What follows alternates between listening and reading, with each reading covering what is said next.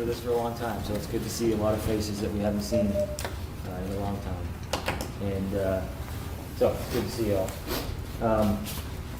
We have a long, lengthy meeting, I think, tonight, so we're going to jump into the approval of the meeting minutes. You all should have received those, the link in your emails. Is there any motion to accept those minutes? I'll make that motion. Brian? I'll second it. Is that right, Brian? The other Brian. All right. Any discussion on those? Don't make me point out a typo. There was a typo. Sync, S-I-N-C. That's it. Any other discussion? No. All right. So yes will be to approve the minutes. Brian, Bailey? Yes. And excuse me, but I'm going down my vote sheet, so it's not going to be in order of the table. Sorry, but it's going to be too much for me to try to look around. Okay. Brian Bailey, Michael Bancroft? Yes. I am a yes. Wendy Butler? I'm abstaining. Brad is not present. Dave Fielding is not present. Mike Colson? Yes. Nancy Matthews is not present. Brian McCarthy? Yes. Dave Robillard? Yes. Jay Sweeney? Yes. Marty Van Buren? Yes. Bill Pickens And Bill Pickens? was not present at the last meeting. Bill is not. Abstain.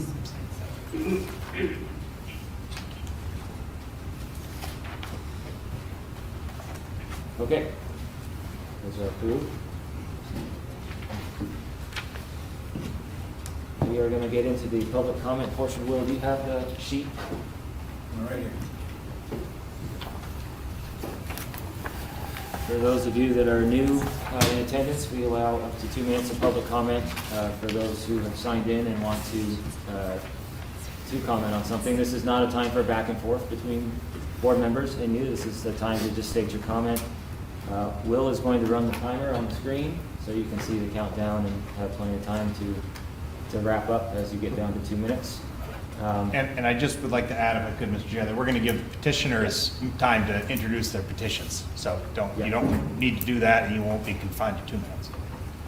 So that's for Rob and Walter who are on this list. So if you guys would just wait till your time to present, that'd be great. I think Dave Eller's on that list too. Yes. Dave is on this list? Or Dave is presenting? Okay. Okay, so he's presenting the trail cam? Yeah. Okay, that's good to know. I mean, you can make a public comment as well if you'd like, but I just wanted you to know you have time to petition. Okay, yep. Okay, so when you're called on, if you would like to speak, just please state your full name and your town of residence, and then we'll start the clock. So after, I think that's Walter, after Walter would be Mike Covey. Hey, I'm just going to make a few statements here. You know, we hear a lot of whether or not concepts are ethical or unethical. You've got petitions in front of you that are from organizations that are dedicated to ending trapping. You know, they're very open about that, and seem to always find a way to determine that any hunting happens to be unethical. You know, we hear statements like we support trail cameras. The chair of this board actually received an email from one of the presenters tonight stating that they supported trail cameras, and then they submit a petition that's in opposition to a certain type of trail cameras. And that'll be followed by the statement that somehow they're unethical. We hear that these groups support hunting and fishing as long as it's for sustenance, as long as it's for food. Yet, just within the last couple of weeks, you know, rabbit hunters have been attacked for training. There was a group of goose hunters that had a really good day, and they were characterized as unethical because one of the representatives of these organizations didn't like the pictures they took of the geese they shot. Now, they shot them within legal limits, within legal season, by legal methods, but suddenly it was unethical because there was a dislike of some of these pictures. You know, we need to stick to facts, not theories. We have a great group of biologists within the Fish and Wildlife Department. They can really give us solid evidence, and would give us solid evidence if there was a need to curtail seasons. The department doesn't shy away from opposition to, or from, it's not even opposition, from creating an awareness among this board when there is a potential problem. And we saw that back when there was a petition to enhance the bobcat trapping season. You know, there was some concern. And in an abundance of caution, the department opposed it. In an abundance of caution, this board didn't pass that. So I just want you to think really critically about where these petitions are coming. Thank you, Mike. The other names that are on the list that have yeses are presenters, and so that will wrap up our public comment portion. Okay, Unless, is there anybody else we might as well. who would like to? We're not doing that. We're good? Great. Yep. Okay, tonight, so we have 4 petitions in front of us tonight, in front of the board. The way that we're going to do this tonight is we're going to hear from all 4 petitioners first. So 10 minutes, 10 minutes, 10 minutes. You each get 10 minutes to present. And after that, we will then hear from the department and we will get their response. We'll have multiple presentations on responses to all those petitions. And then the board will discuss after what action, if any, they would like to take. So that is the schedule of events for tonight, and that's how we're going to go about it. And I will turn it over to the commissioner to see if there's anything else the department would like to say before. Great. No, we'd like to do a brief introduction to the department's response, but we can wait for that until after the petitioners present. Okay, so why don't I go ahead? The first petitioner is actually on the line, and this is for the petition to place a moratorium on fisher trapping. And we'll just, why don't you just let us know when Lisa, I believe, is ready to go. Hey, Lisa, are you there and can you hear us? Yes, I can. Can you hear me? We can hear you actually really nicely loud and clear. Oh, good. All right. Go ahead, I should Lisa. go? Okay. Yeah, why don't you go ahead, Lisa, and we'll start a clock. We'll just keep track. Okay, he won't need it in this case, but that's fine. All right.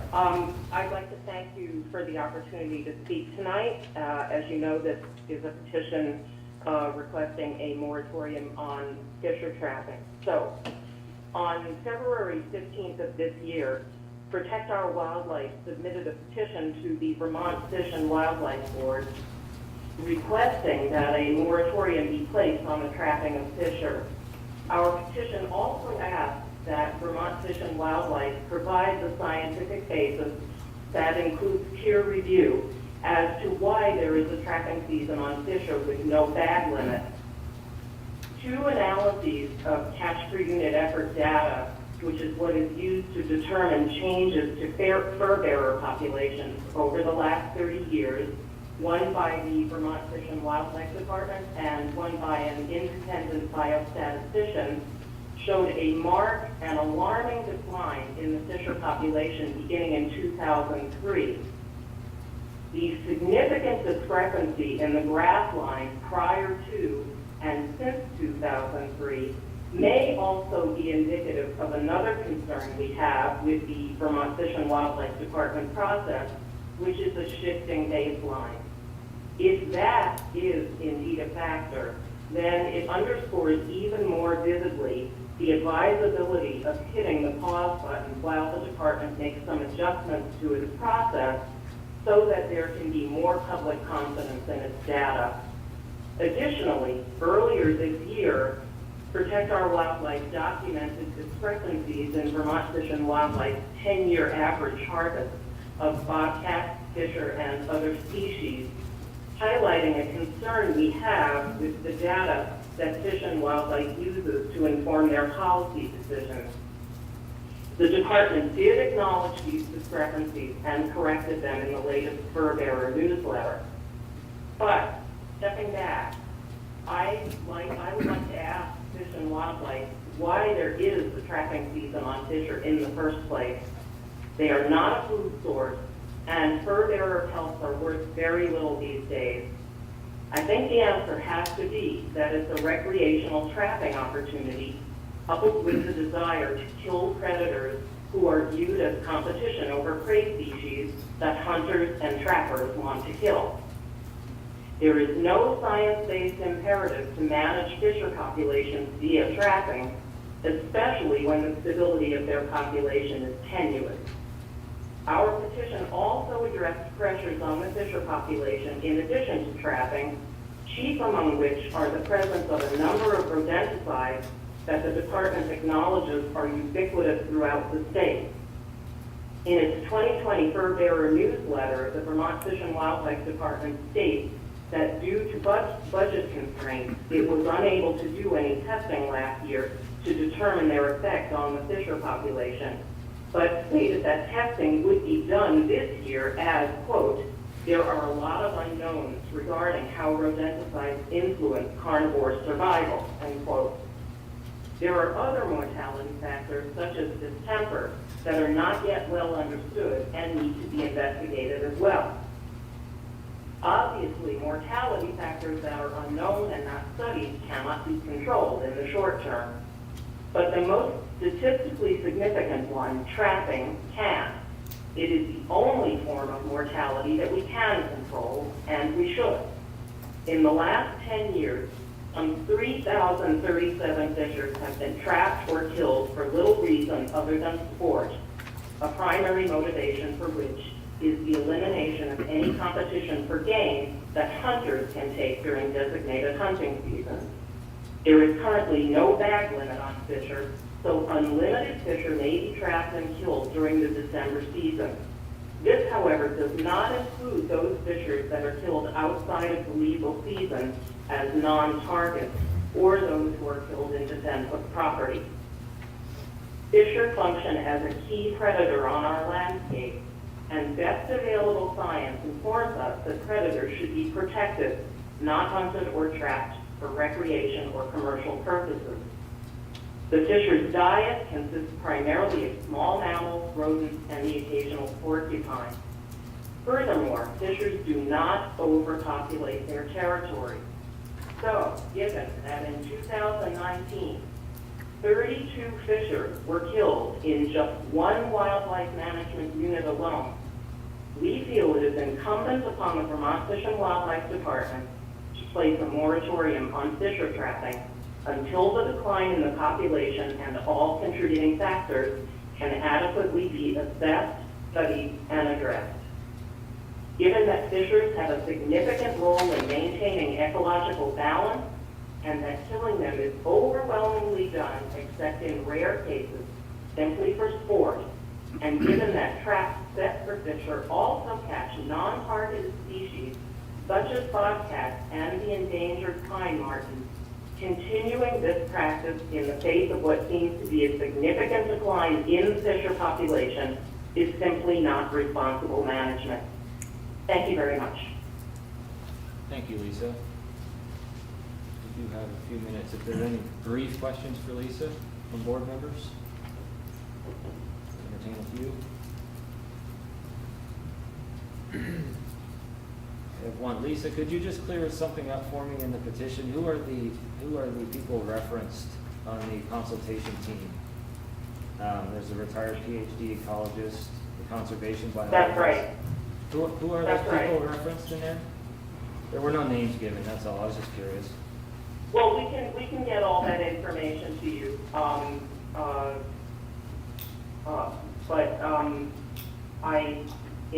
would like to respect that person's privacy just in case they don't feel comfortable having their name released, but we will consult with them and we can get any information that you require to you tomorrow. Okay, thanks. I think that wraps it up. Oh, Bill. Lisa, you were talking about a wildlife management area where 32 fishers were taken. Yes. Can you tell me what area that was? I don't have it in front of me right now, but once again, I can reference the materials we have and we can get that information to you. I believe it was in southern Vermont, but I'm not totally positive. Okay. Thank you. Thank you, Lisa. Appreciate that, and the department will have their response in a little while. So thank you very much. Thank you. Moving on, we're going to go to the petition to close trapping seasons that was submitted by Walter Medwid. Walter, we'll just, if you want to stand up where you're at. Hey, Lisa, it's Will. I'm just going to turn down the volume on the phone a bit on our end, but hang on the line. You should be able to hear us just fine. Great, thanks so much. And Walter, if you just give Will a minute to run back over there and get start. Keep him moving tonight. And feel free to come up, Walter, if that's better. Please. Yeah, either one, yeah.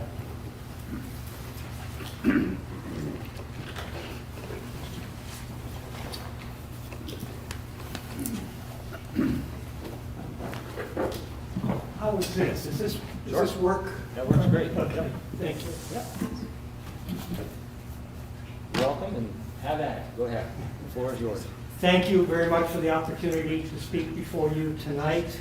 I am here representing 6 other signers of the petition: Michael Haas, David Kelly, Jennifer Lovett, James White, Senator Vincent Aluzzi, Peggy Larson, and myself. On March 30th, we sent to the chair our 10 findings and the literature that we used to support those findings. And I really won't go into any review of those, assuming that you've had ample time to go through those 10 particular points. On April 8th, I did forward to the chair an additional finding and some other documents. Those come out of legislative hearings that took place after March 30th, and I thought that the information was relevant to the petitions that we have assembled. Those additional documents include the Vermont Wildlife Coalition's fact sheet on trapping myths, and it also included a link to a YouTube video showing 2 Vermont trappers' interactions with a trapped bobcat kitten just before it was killed. And then we added one additional finding that again came out of the testimony, and I'm going to read it quickly. It's finding number 11. Again, I believe you've gotten all of this information. It is the position of the Vermont Fish and Wildlife Department that bobcat do not need to be managed through hunting or trapping unless there are extraordinary circumstances.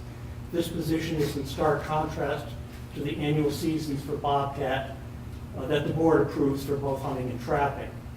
The department's position appears to recognize the multiple ecological benefits predators bring to the landscape, coupled with the fact that unlike deer or beaver, the success of their offspring is so tightly connected to prey availability. Our 10th finding goes into this in much greater detail. The key point is that our first petition, calling for the closing of trapping seasons for predators listed, is in alignment with the department's position. And since submitting our findings, just a couple of quick updates. Macy's has ended fur sales. The governor of New Mexico just signed into law a bill that would prohibit trapping on public lands within the state of New Mexico. And just yesterday, Israel announced that it was banning the sale of most fur product. The only exception would be those used in religious ceremonies, practices.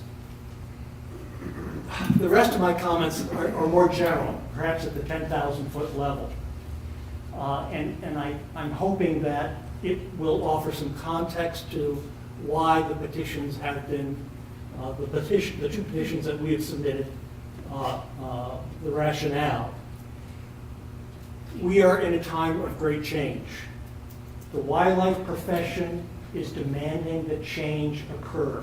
Perhaps no one greater than Dan Decker, who has been recognized with the highest award from the Wildlife Society, the highest award from the Wildlife Management Institute.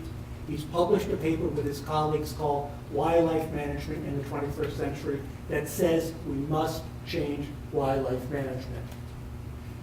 The Association of Fish and Wildlife Management published a Blue Ribbon Panel report recognizing license sales revenues dropping, a wildlife crisis that we've never seen on the earth before, And perhaps their seminal statement was, state fish and wildlife agencies must transform their structures, their operations, and their cultures. Third point, the department's own staff, based on a survey done by Colorado State University, said that the majority of the staff feel the department is not doing enough to address change. And I would go on to say that there have been polls conducted by the University of Vermont Center for Rural Studies that also indicate that there is a disconnect with current public policy that you create with where the public is at. And trapping is certainly a good case where we know that the majority of Vermonters oppose recreational trapping based on that survey. And clearly we know that legislative leaders are looking to change wildlife governance.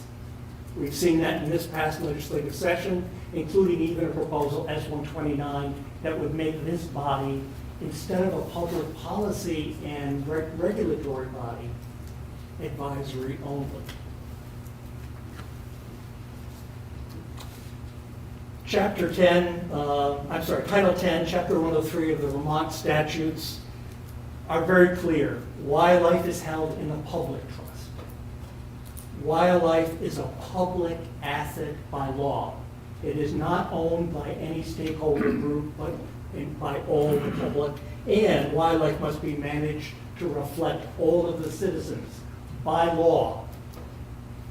The petitions before you reflect a circle of calls to modernize Vermont's wildlife governance, to bring it into the 21st century, to reflect public interest and public values, so that those values are reflected in the public policy that you establish.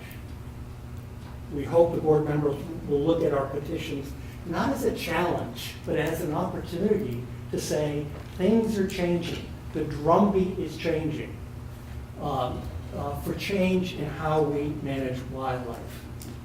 And I would just conclude to say there's at least one point of common ground. None of us want the legislature to be involved in making decisions about wildlife. It should be done by the appropriate bodies. But if our wildlife governance is not reflective of the public interest in wildlife, then the legislature really becomes the only place where change can occur. So again, as you look at our petition, the two petitions, I hope that you will at least consider the landscape of calling for change in the profession, in the association that represents the interests of state fish and wildlife agencies across the nation, department staff, the public, legislators are all saying we must change the way we conduct business regarding how wildlife is managed. I thank you for your time and attention. There's a few minutes. Are there any questions, brief questions for Walter? Yeah, I have a question. The department staff survey, did I get that correct? Was that Colorado? Colorado State University published the study. It was done in 2018. Was it done for the Vermont Fish and Wildlife Department staff, or was that from another? Yes, sorry, I wasn't clear. That was the staff of the Vermont Fish and Wildlife Department specifically. Thank you. You're welcome. Any questions? You've said a number of times that we must change the way we manage wildlife. But you agree that wildlife needs to be managed, even predators, correct? I would concur with the department's position regarding bobcat, and by bobcat I mean all predators. I don't think there's any reason to manage predators unless there are extraordinary circumstances, which again is the department's position. So I would have no difference there. Deer, turkey, bear, That's a different story. Predators are, I think, a very different beast. So you're saying you don't think that the department's responsibility includes the management of predators unless under extreme circumstances? There's no ecological, there's no biological rationale to trap or hunt bobcats. There is none, unless there's some extraordinary circumstance. That's the department's position and the position that we support. I think you can say that not only does that apply to bobcats, it applies to other predators that are hunted and trapped in Vermont. Again, ecologically, there's no reason. They self-limit.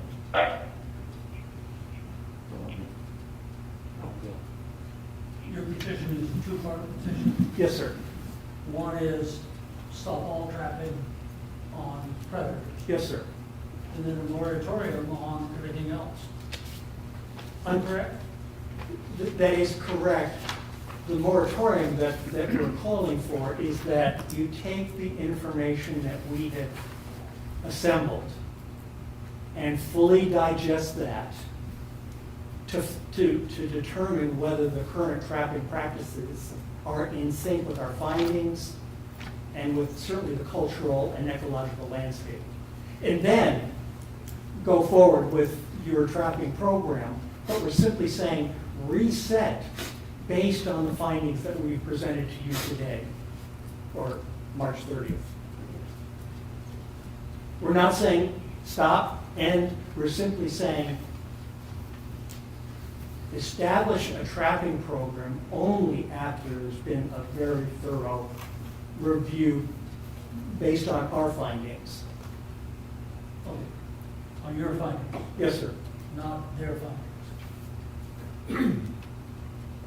I'm asking the board to review the findings that we've put together to see if decisions about trapping still make sense.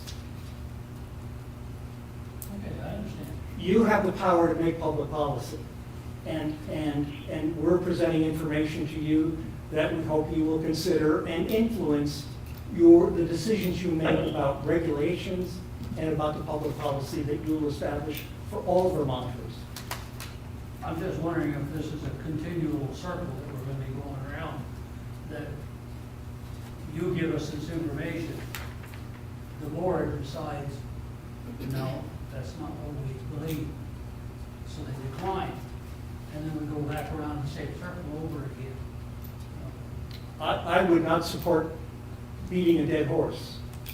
If the board has, in good faith, gone through the findings that we have presented, and you perhaps accept some, reject others, but then make your decisions about trapping, there would be no reason to come back and beat that horse from my perspective.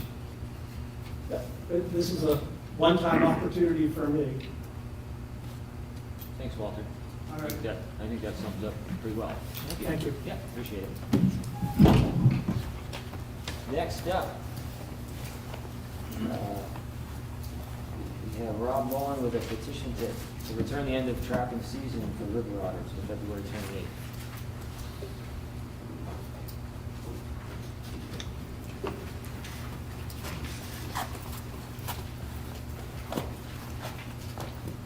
All, Darren Peeble.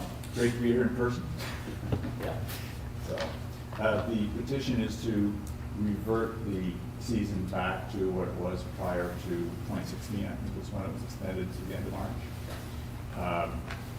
A brief comment regarding, I'm here for the Vermont Wildlife Coalition, and I just wanted to, it's been a sub-theme that comes up time and again. We get kind of lumped in with these groups now and then.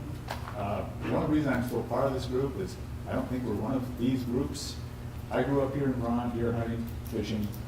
I still have a hunting license. The only thing I really keen to hunt is turkey.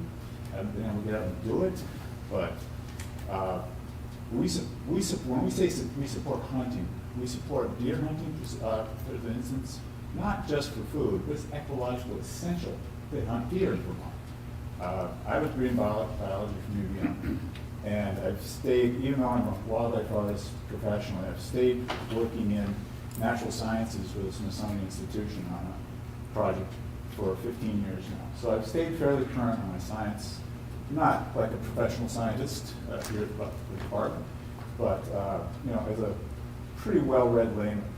So we don't have some cloaked agenda to get rid of hunting. We honestly support hunting. We don't support all predator hunting quite as pat on it as some people are. Bears, for instance, predator, but omnivores and can be problematic, and I think the department does a good job with them. We supported their big game management plan, gave comments on it. I think the only thing we gave them a C was bears because of the body part sales, but it wasn't the overall management. And we gave them an A on deer and a B on moose. So whatever, they were kind of arbitrary grades. We don't have a cloaked agenda. We honestly support hunting. We support fishing. We're not big fans of recreational trapping. I understand trapping has a legitimate role in research, has a legitimate role in conservation sometimes, but I'll move on. Just kind of wanted to have that little background so you have some idea where this petition's coming from. You all have this, I'm sure, so I know you do have a long meeting, so I'm going to respect that and not go through the whole thing. The basic, I attended the board meeting back in 2016. I don't know, I think one of Mr. Pickens was here then, but I may be wrong. But anyway, I attended that and the LCAR meeting subsequent to it.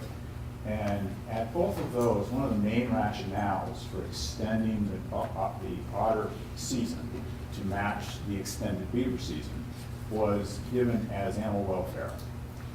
That being that because of the trigger on, say, a conibear being offset so that the otter could tend to swim through or the beaver would still hit it, that offset would sometimes cause the trap to not misfire, but fire late and catch the beaver, say, in the chest or the hips, and it would drown as opposed to being killed in the quick kill trap. At LCAR, I pointed out, and it's in here as well, I'm not going to rehash the whole thing, the AW, the Association of Fish and Wildlife Agency's summary of research on the best management practices in trapping summarize the times to death for various quick kill traps.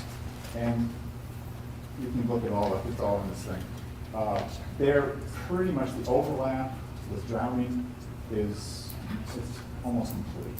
There's marginal improvement maybe with a quick kill trap in that you have 5 minutes to 10 minutes to drown, whereas it's up to 5 minutes in a quick kill. So there's, in theory, you could have a quicker kill underwater, but you're also underwater, which is 800 times as dense as air. So anyway, that was pretty much dropped in the written comments, and it came back down then to bycatch, trying to reduce it. And the number of otters that said were caught as bycatch during this extended season, the department testified was about 1 per year. And the number that were caught during nuisance beaver trapping, which was part of why the beaver trapping season was extended, was around 5.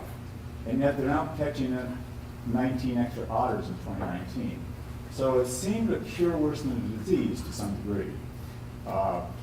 Both those main rationales, now I understand that those otters are usable, they're not legal otters as opposed to bycatch otters. But again, the value of pelts is not a great deal. So again, I think it's a cure worse than the disease. Not a good look, in my opinion.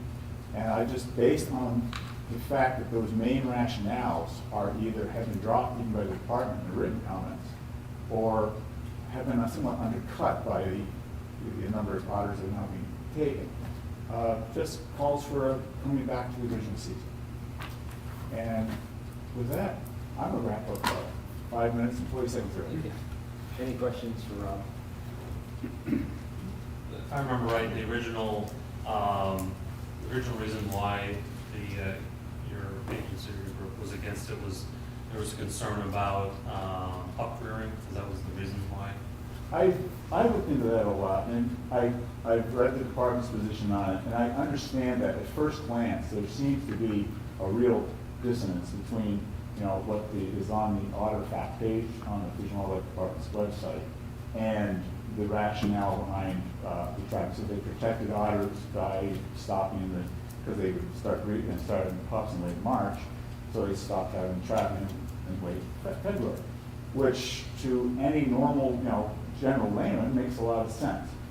I understand that, and I think that's still something of an issue, because while pups don't go out of the den for a couple of months, and there's very little chance they're going to get trapped in the current season. So mothers do from time to time. If a mother gets trapped, the pups are doomed. And I believe the board did away with the 10-foot rule on approaching a beaver lodge, which otters use frequently. So if we got an otter mother then in a lodge and a trap gets set within 10 feet of the entrance and she goes out, she may well get caught. So I think it's something of an issue. It's not as big an issue as it seemed at first when I read that. So yeah, I think that's still in there, but in interest of brevity, it is in here. I can discuss it just now, but I do appreciate it. Any other questions for Mr. Mullin? I've got a question, Mr. Chair. Rob, you sent me the Vermont Wildlife Coalition's position statement on hunting a while ago, and I appreciate that. I appreciate its clarity. When I read that statement, it seems pretty clear that it's in opposition to trapping, hunting of predators, all use of dogs except for bird dogs, use of game cameras and other electronics. So that's a pretty big, I'm not saying that's all hunting, but it's a big slice of hunting. Well, I would say deer and turkey, I'm sure I don't have to tell you, is like 90–95% of hunting in the state. And we are 100% in vigorous support of deer and turkey hunting. I don't have a problem with electronics in general. I have a hands-off. I prefer to see less. I think skill is a good thing in the field. Like I said, I haven't done a lot of hunting lately, but I still hunt.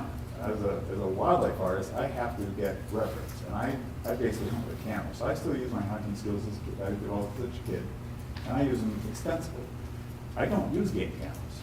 I get my photos in person in the field. I find you get to know the animal better that way, but that's me. I'm not opposed to somebody using a game camera. The only thing I would have, and I think that's where the petition is live action game cameras. I think that's getting to a point where, where do you close that door? Dogs, I have zero. My brother is highly trained Brittany's, and bird dogs for waterfowl, they're great, but they're right there in control of the hunter. And you don't have, and actually a skilled bear hunter, I could see it, but there's so few. How many of them are just sitting in the car or the truck, waiting on, while they run rampant all over the countryside? And we know that's led to all sorts of problems, and it's a bad image for hunting. I think it turns a lot of people off on all hunting to have that happen. And I think that's a real wildlife management tragedy, because you guys hunters are essential to, especially for deer. I mean, that's our big flagship species, which if we didn't have hunters, we'd be in trouble. So, and this is where I think we really are, I admire the department, I do, and many of the people in it, if not most. And grew up that way, and I still do. I think we are after a lot of the same goals. It just, we part ways on recreational traffic and some predator hunting. Like I said, I'm a little waffly on bears, so I'm going to stay off of it. Because I understand they can be a problem species because they're omnivorous. They're a predator biologically, but not necessarily ecologically. Yeah, bobcats, as was pointed out earlier, I can't imagine why you have an ecological reason to hunt a bobcat or a fisher, or weasels for that matter. But general hunting, most hunting in Vermont, as I've said, deer, turkey, you couldn't get bigger boosters than us.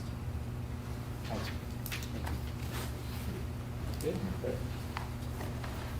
Thank you very much. And now we're on to our last one, and that's the cell phone game camera petition, and Mr. Kelly is going to present. I have a booming voice. If you All right. don't mind, I'll stay right here. Yeah, it works for me. Before I talk about our petition, I'm the vice chair of the Vermont Wildlife Coalition. I'd like to address some of Mr. Covey's comments. I grew up in Vermont.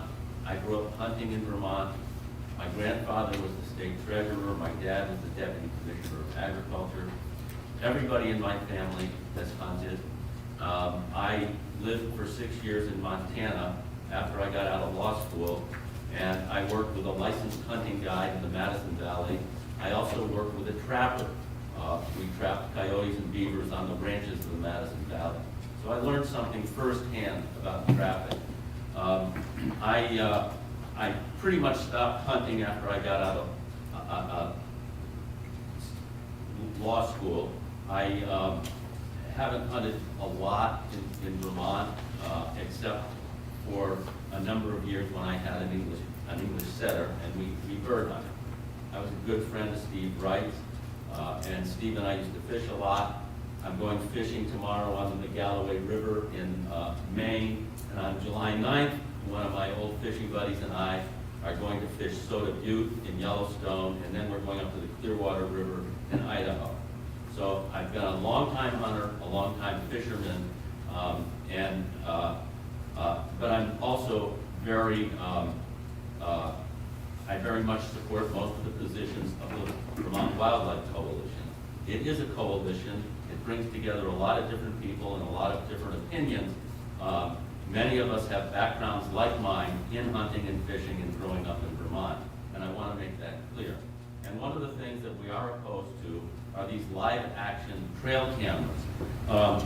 I noticed in your 2021 hunting rules and guide, you write, we all have individual specialties, but whether it's tracking white-tailed bucks through miles of snow, reading the landscape to the exact square inch where a roaming bobcat will walk the next day, or seducing a reluctant longbeard through the early morning fog, the thread that brings us together is appreciation of the land. And I tried to imagine the addition of this sentence,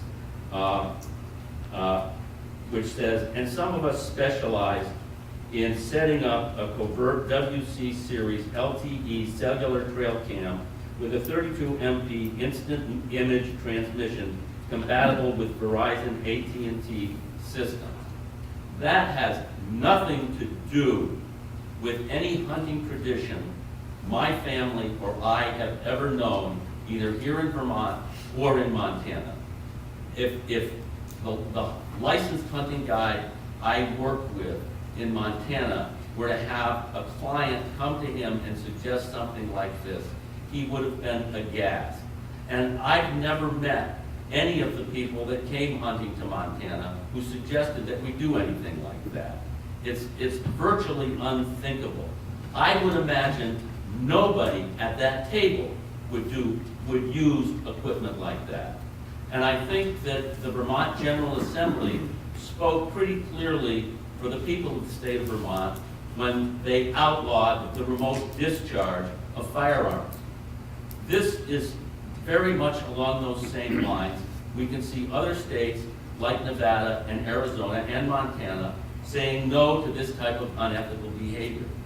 And I believe that if we really care about the hunting tradition, it behooves us to recognize where the lines are drawn between ethical and unethical behavior. And this is plainly not fair chase, and it's not ethical. And that's all I really have to say. Thank you. Are there any questions for Mr. Kelly? Mr. Kelly, you quoted the Boone and Crockett Club's position on live trail cameras. Are you aware that they've changed their stance on those? I'm not aware of anything except what I quoted. I'd be grateful to be enlightened. As we come around to that, if you stick around, I'll read it verbatim. Are you familiar with Justin Spring at all?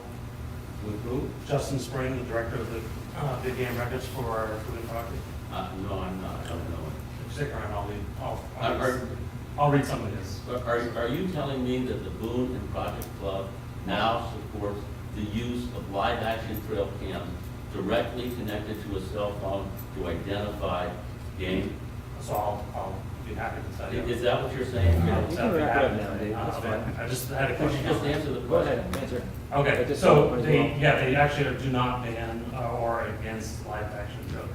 That are connected to cell phones? That's or correct, yeah, identified? that's 100%, yes. And I had that conversation yesterday with Justin. I am a member of the Boone and Crockett Club, and I'm an official scorer with him. And I spoke to him yesterday by phone in regards to the Boone and Crockett's position on it. And they are, he's actually sent me the language that they have now adopted.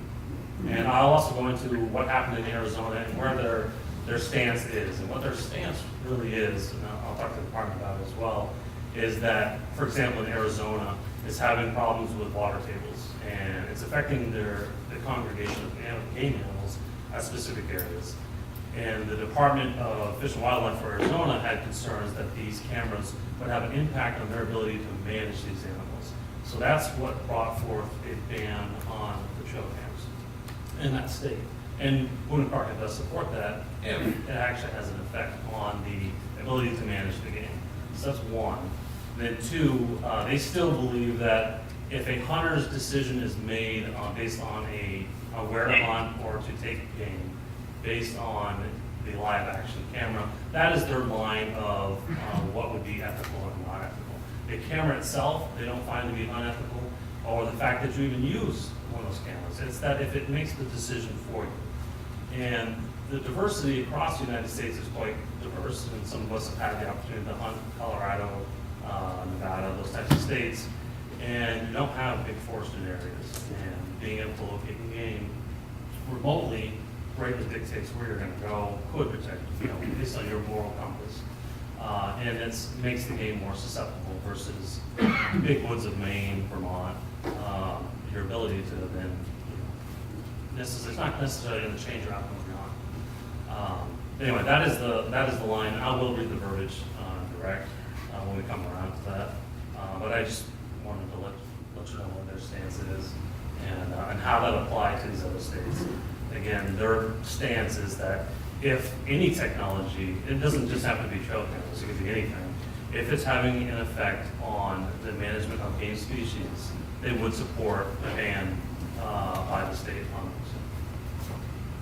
those. Well, I see that I still have a couple of minutes, and I would submit to you that if we have a situation where a hunter sets up a live action trail cam connected to his cell phone while he's sitting in his car to identify, after he's already used trail cams to identify at what time a deer is going to get to a particular pond, he uses that as his means of tracking a deer. Again, I cannot imagine, unless I am completely out of step, how that would be fitting with the Vermont hunting tradition. And I would be shocked if anybody at that table ever hunted with that type of technique. And I guess it goes back to GPS, it goes to the advancement of a lot of Let's technology. save some of that for Okay. discussion, but if anybody has more specific questions for Mr. Kelly on his petition, let's. So you want to ban the trail cameras just for deer season or seasons of hunting or? I don't want to ban trail cameras. I use trail cameras. We have a lot of wildlife where I live. I love watching the wildlife. I love watching when the fox have kits. I love seeing, we have bears run through our yard. Quite frankly, we've had hounds with radio collars chase bears through our yard. And I'm not too crazy about that. But I use trail cameras. I would never use them to identify when and where to hunt, especially connected to my cell phone while I'm sitting waiting to shoot a deer. So you want just a cell phone cameras? just A for live deer action cell phone season? Just connected. deer season? Is that what you're saying? It would be primarily in deer season. I would leave that up to you. But I think the issue that needs to be considered, I mean, we've already said, look, you can't hunt with drones. We've already said we're not going to allow remote discharge of guns. We've moved into a whole new era of technology. And when we move that technology into the tradition of hunting, we're doing something that's fundamentally changing a critical tradition. We need to think carefully about the introduction of these new technologies into our hunting tradition. And I would implore this board to consider the implications and the ethics of these new technologies. We are living through a technological revolution that's changing everything. And if we let it change our hunting tradition, I will tell you, the biggest loser will be the hunters, because most people will look at that and say, my God, we are going to do that to deer and bears and bobcats? All right, thank you. One more question, anyone? Thanks, Mr. Gelling, appreciate that. That wraps up our presentation portion from the petitioners. Let's go ahead and jump into Kim's. Yeah, I'd like Mark to Let's give just set it up. a brief introduction to all four petitions, or three petitions that are going to be addressed by the biological staff, and then I'll address the live action camera petition. But I'd like Mark to give us a brief introduction. Yep. And, Thanks, Commissioner. Nice to see everybody in person. And been a long, about a year and a half or so. And too many computer meetings we've had. But I'm going to go over them real briefly, kind of let you lay out what our presentations are going to be here tonight for you. But I also got to say, as someone standing before you with the honor of representing wildlife management in the state of Vermont and doing it for you and all the citizens here. And I've just ended my tenure as chair of the Northeast Wildlife Chiefs, representing 13 states, 7 Canadian provinces, the U.S. Fish and Wildlife Service, there as their leader the last 2 years. It really hits me hard to take offense in some of the comments I heard here about our wildlife profession not advancing, not being modern, not coming up to speed to do that. And I felt I just had to say that to the board, representing my staff of 35 full-time people, 10 seasonals who work just as hard as the full-time people. The reason we're here tonight, in what you're going to see, is the reaction my staff had, that I had, when we saw these petitions come forward, and a cherry picking of comments on important studies that we have been involved with to try to help advance the movement of wildlife management, not only in Vermont, the region, but in North America. And a lot of this also is the key constituents that we rely on are getting attacked on one of these petitions and a couple of the others. They help fund our conservation work in Vermont, the Northeast, and North America since 1937. They are important to us, and we do work with them for the conservation of all fish and wildlife. And I think we see the benefits when we are able to talk about fisher, bobcat, black bear, or whatever here in the state of Vermont to do that. Are we perfect? No, but I think we have a dedicated staff. You're going to see that tonight in these presentations. We're going to, one of them, just review, is the closed trapping season. And one aspect of the petition asks for the closing harvest of red and gray fox, bobcat, fisher, weasel, coyote, and otter. For the record, I think we have at least 2 weasel that are here found in the state of Vermont. Another petition is the moratorium should be placed on the trapping of fisher. We want to return, one of the petition calls for the return to the end of the trapping season for river otters to February 28th. And then the 4th petition that you just heard from the last petitioner was to forbid the use of live action trail cams for locating and identifying for the purpose of taking wildlife during hunting season. The first 3, our wildlife staff has been working on since March, actually February, when these came up. We took it serious. There's a lot of elements that you read into what the petitioners just presented to you, not so much verbally here tonight, some of it came out, but when you go down through what they sent you in writing to do that. Our staff took that serious. They spent the last 3 to 4 months, and I'm saying staff, I'm talking about several people within the wildlife division. A lot of people on our fur bearer team. You're going to see Kim Royer, that you all know before. She's been with the department for about 4 decades. She not only has been our fur bearer project leader, one of our chief leaders in wildlife habitat throughout the state of Vermont, and is right now as our interim species program manager, filling in until we're able to fill that position right now. We also, you're going to hear from tonight Dr. Katie Geeter, who's been with us for almost 4 years. She is our key biometrician and research manager for the state of Vermont. The Fur Bear team, I just want to note those folks because they spend an awful lot of work on, and you're going to see it tonight, and you're just going to see part of it. We're also trying to work on some written text that will have you some documentations for you and the rest of Vermonters to see as questions come forward of why didn't you do this, why didn't you do that. And you're going to notice the tremendous amount of scientific research that went into the presentations. You're just going to get some snapshots of it tonight in the PowerPoint. I'll get that all to the board as soon as we finish it. It'll be up on our department website and available for people in Vermont to see as well. But just let me make a note on the Fur Bear team. I think our Lieutenant Sean Fowler, you're here, yeah, he's on the team, been on it quite a lot of time. Spent a lot of work with our team on this position. Chris Bernier, Chris, thanks for coming here tonight. I think you know Chris from the other day on the computer, working with you on the turkey project. As you see, our staff wears lots of different hats. Also, you're going to see Dr. Katie Geeter in a minute, Chris Saunders, Nicole Meyer, who heads up our hunter education program. And I also want to note, especially to Mary Beth Adler, who's been a long-term seasonal for us, and maybe Kim remembers, I don't know, it's 20 years, 30, she probably outdates us, but tremendous worker for the department.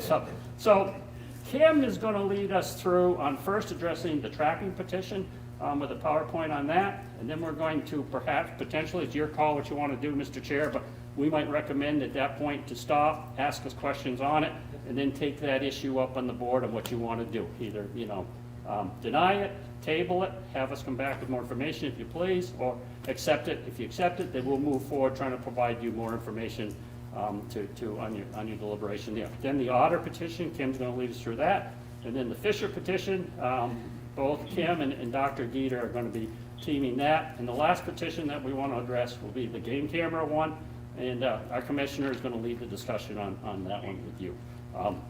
We didn't get into that as a biological staff because at this point we have no information that game cameras, cell game cameras, any other technology the hunters are doing is affecting our ability to manage wildlife in the state of Vermont.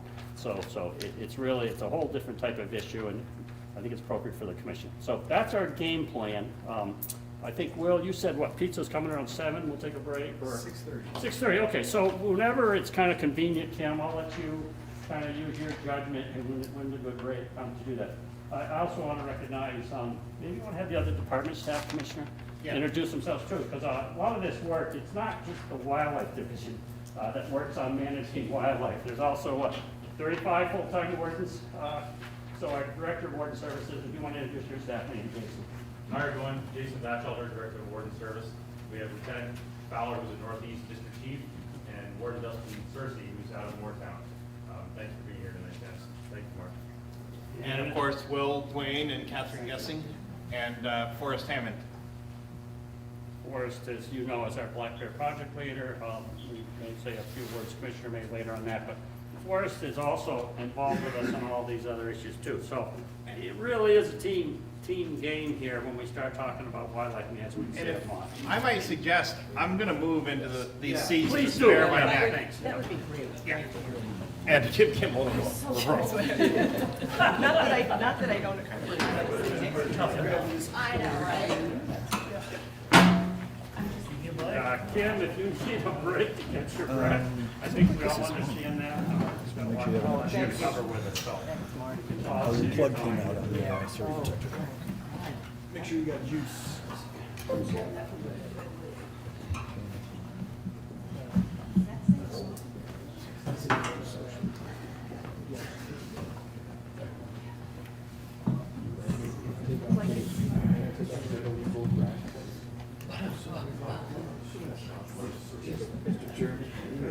Because my house is so old, that's how I have to plug my stuff in. It could have functioned during COVID, yeah. Is that okay for you? That's, can you guys see that all right? That's great. Do I need a Is it microphone? dark, Kim? It's not dark on me, I'm good. Okay, great. Well, thanks, everybody. And I think this presentation is going to be a little bit different than the presentations you're used to hearing from biological staff. Because if you went through the petition, you realize that it's more about values than it is about wildlife populations and biology. So I'm going to actually start with history, which is going to give you some context, which I'm sure a lot of you already know. And then I'll get in and address each one of those findings one by one, point by point. So we start about the time that Jesus walked the streets of Nazareth. And we had a Native American culture here. Don't worry, I'll shorten it up a little bit. Time will go fast. We had a Native American culture here that was by necessity. They lived lightly off the land. They were basically hunters and gatherers. They relied heavily on fur for clothing and wildlife for food, and beaver for food and clothing. And they lived that way until the Europeans arrived on this continent. And you can imagine the Europeans came looking for natural resources, and it would be hard to overstate the role that this search for natural resources had on the exploration of this country. And they came with, you had people who were in the Stone Age, basically, and these folks came with metal pots, with linens, with knives, with guns, and they said, we'll trade you any of these things for beaver, for fur. And of course, it seemed like a great deal to the folks at that time. Of course, we know what came with those Europeans was lots of disease, which essentially decimated those populations and the culture that really supported those populations. And so we basically, prior to European settlement, may have had as many as 200 million beaver before the Europeans got here. But by the end of the 1670s, nearly 250,000 beaver had been taken out of the Connecticut River Valley alone, according to shipping records. And by the time Vermont was settled, beaver had probably been very almost extirpated from the state for maybe 70 years. So Vermont was settled a little bit differently than southern Vermont. As most of you know, you've seen the stone walls out on the landscape. People came up from southern New England. They came in family groups. They carved out subsistence farms on the landscape and started clearing the forest. In 1760, we had as few as 3,000 people of European descent here. By 1790, 85,000, and by 1800, 155,000 people. So this is called the surge. This is when Vermont really drastically changed. These people were all bringing up livestock, trying to eke out a living, clearing the land, and we all know the story of Vermont. By about 1830 or 40, we'd gone from about 95% forest to about 35% forest, and this had a drastic effect on the wildlife that lived here.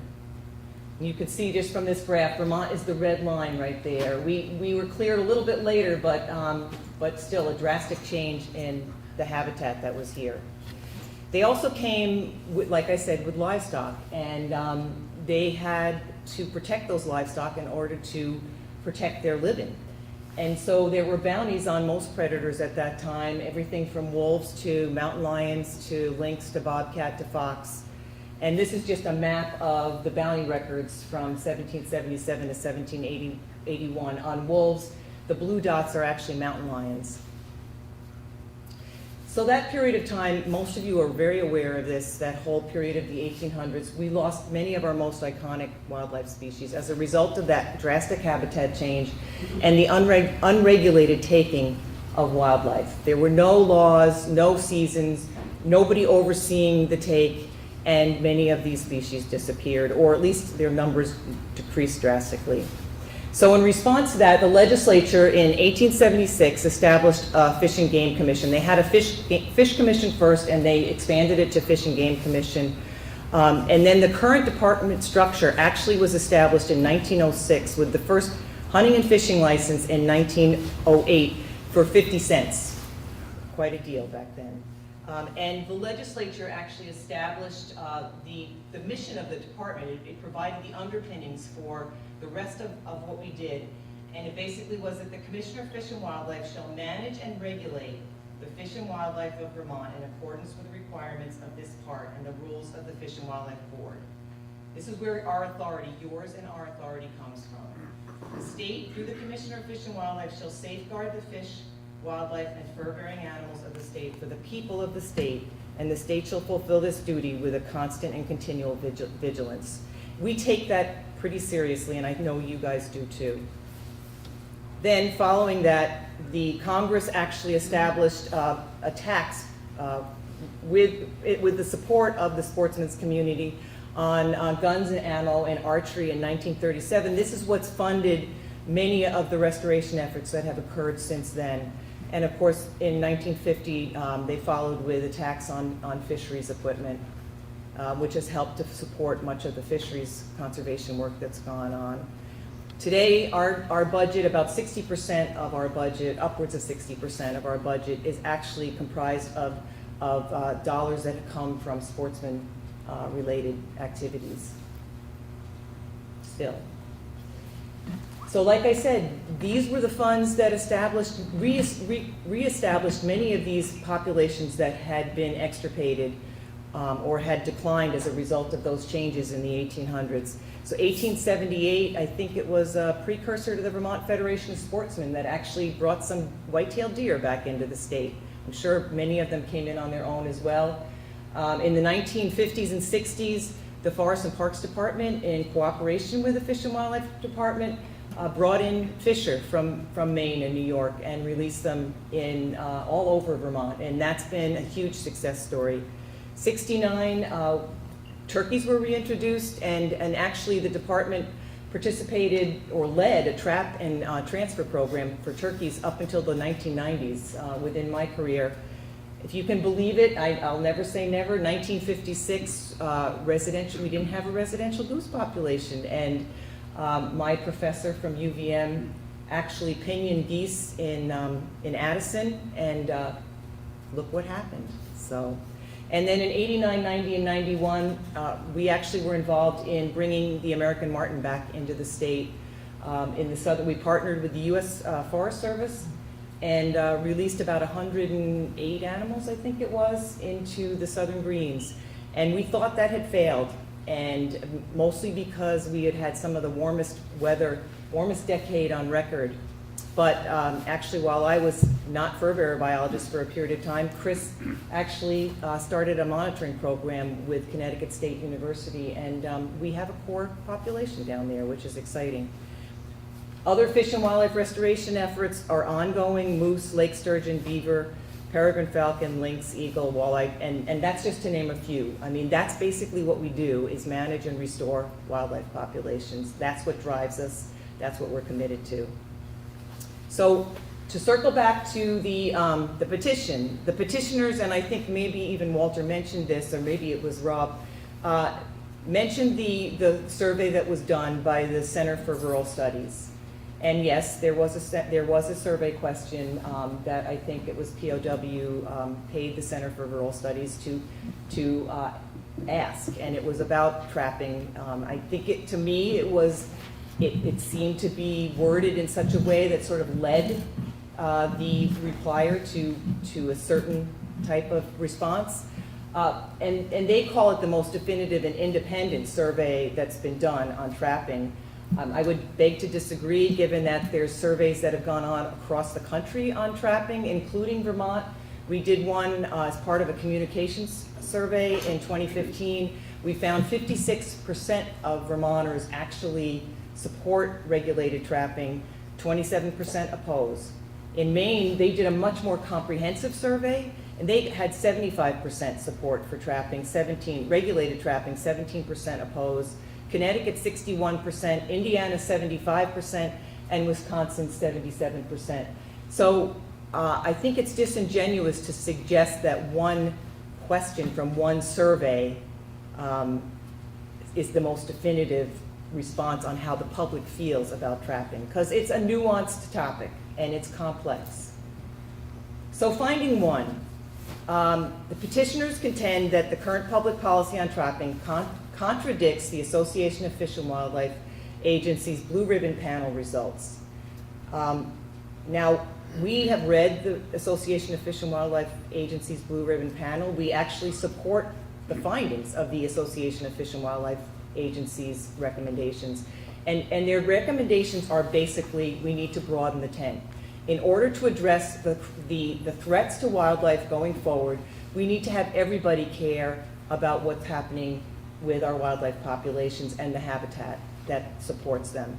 And that's exactly what we want to do. That's exactly what we have been doing. In fact, way before AFWA came out with its Blue Ribbon Panel, this department, and I'm sure many other departments across the country, have partnered with a whole host of organizations to address these threats. And Vermont has partnered with everybody from the U.S. Forest Service and the U.S. Fish and Wildlife Service and Vermont Audubon and the Nature Conservancy and Vermont Coverts and the Vermont Woodland Owners Association and on and on and on to try to motivate and move these issues forward. Just the development of the Wildlife Action Plan alone, we had 60 to 72 different partners participate in the development of that plan in 2005 and 2015. So there's been a lot of input on the part of partners and the general public on the work that we do. You, as a board, know that every time we make a rule change, almost every time, I won't say every time, we go out for public comment. And we collect those comments, we take them seriously. Doesn't mean that we're going to make changes based just on those comments. Our mission is the conservation of fish, wildlife, plants, and the habitats they depend on. That's the basis for how we make our recommendations and how we make these rule changes and it's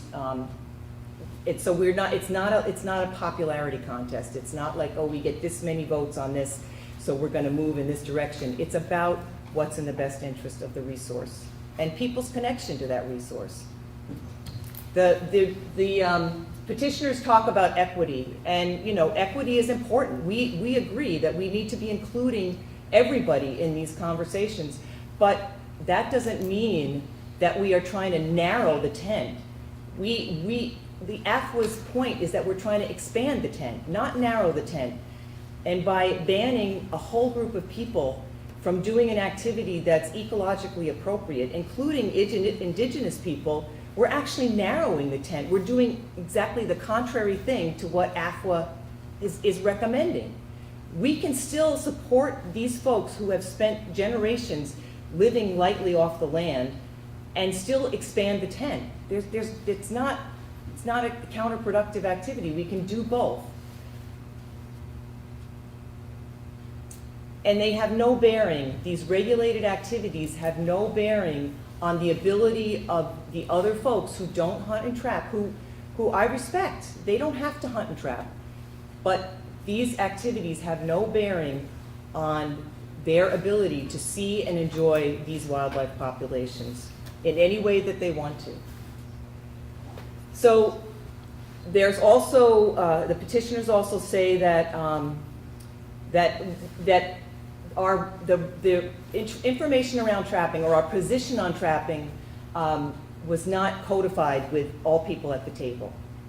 And I think we believe that actually our position on trapping was codified in 1793 when the Constitution was written. And it doesn't specifically state trapping, but hunt, back then, when you were hunting for something, you might have used any different device, a muzzleloader, a bow, a deadfall, or some type of trap. So we believe that the Constitution actually covers trapping as well. And we recognize that today, people are more concerned, as are we, about animal welfare, fair chase, respect, sustainability. These are all things that we've been working on for the last 20 or 25 years to try to address through our hunter education classes, our work on the BMPs, which I'll get into a little bit more later. So yes, we need to rework the way we do things, but that doesn't mean you throw the baby out with the bathwater. The petitioners, this is finding 2. The petitioners in this finding claim that, and I think maybe Walter mentioned this in his discussion, that petitioners claim that Vermont's current practices are at odds with the thinking of prominent leaders in the wildlife profession and violate the principles of the public trust and good governance as espoused in Decker et al. This is kind of interesting because I read that paper, I don't know, 10, 12 years ago, whenever it first came out. And we actually invited Dr. John Organ, who's a co-author on that paper, to come to our management team, an expanded management team retreat that we had, and actually go through those governance principles with our management team to kick off our own relevancy efforts, which was before AFWA even did theirs. And I called Dr. Organ because I thought, is this a correct interpretation of those governance principles? They seem, that's not what we heard when he came to speak to us. And he basically sent me back a quote that said, I disagree with the above statement. The governance principles we put forth state that wildlife governance will produce multiple sustainable benefits, will allocate benefits from the trust and other principles. We're the ones responsible for managing and allocating these resources that clearly provide space for people who track. It is the trust administrator's responsibility, again us, to ensure such allocations are sustainable, and I'm not aware that any science that suggests otherwise in Vermont. So a co-author of that Decker paper still suggests that trapping and hunting are part of the work that we all do. So then the petitioner suggested in that same finding that there's no evidence that diverse perspectives inform current practices, nor do the practices reflect the wildlife values held by most Americans or their interests in the out of doors. Well, the department does their own public surveys quite frequently.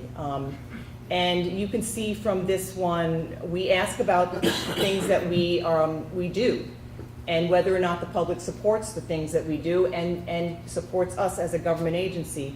This question, do you agree or disagree that the department effectively balances the interests of anglers, hunters, conservation groups, and the general public?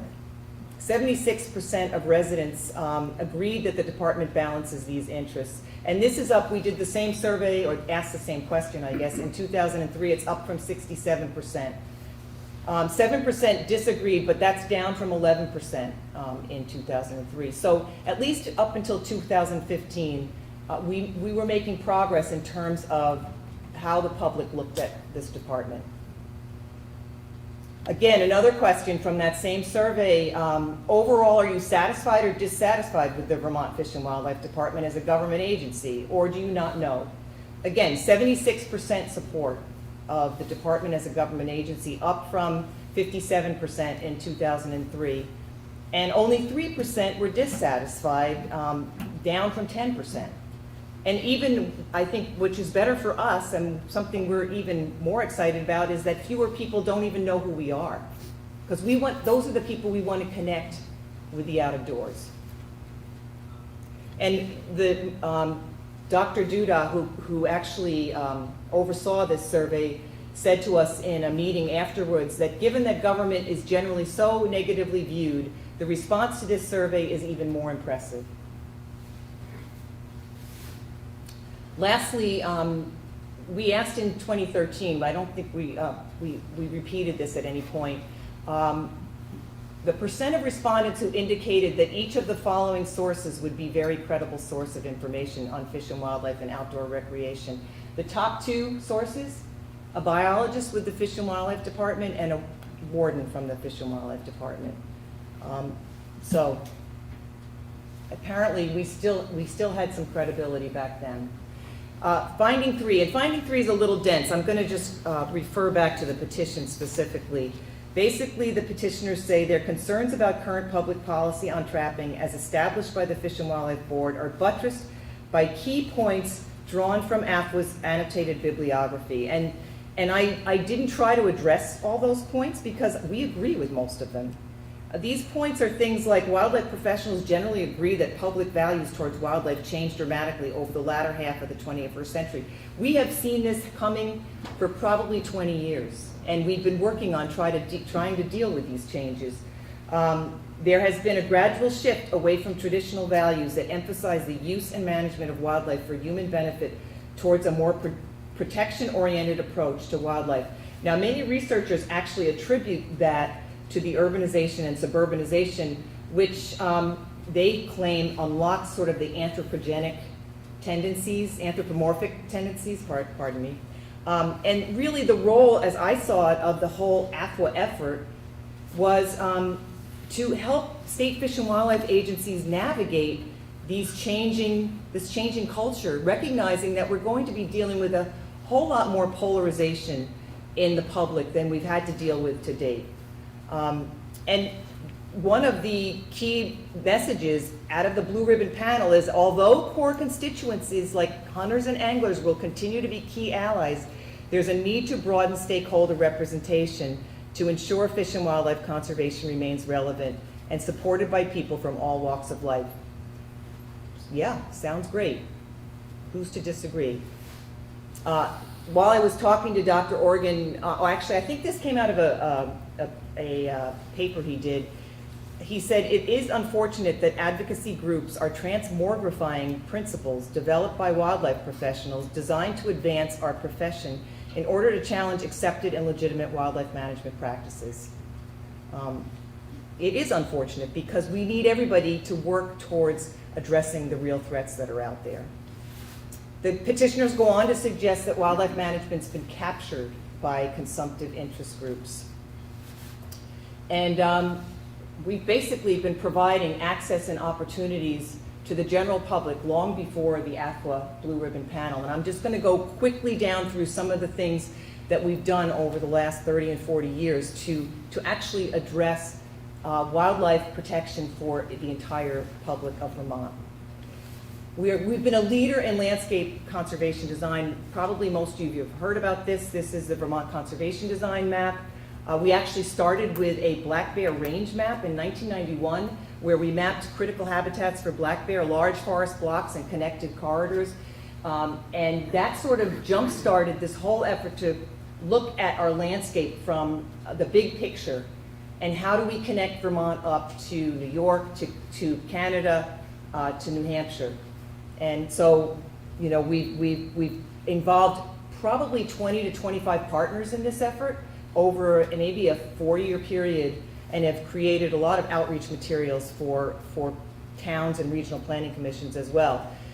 We've had a person that's specifically appointed to actually work with town and regional planning commissions to try to incorporate wildlife protection language into their town and regional plans, and we developed those 2 books that can be used by town and regional planning commissions to actually pull language right from those books in order to incorporate it into their town plan.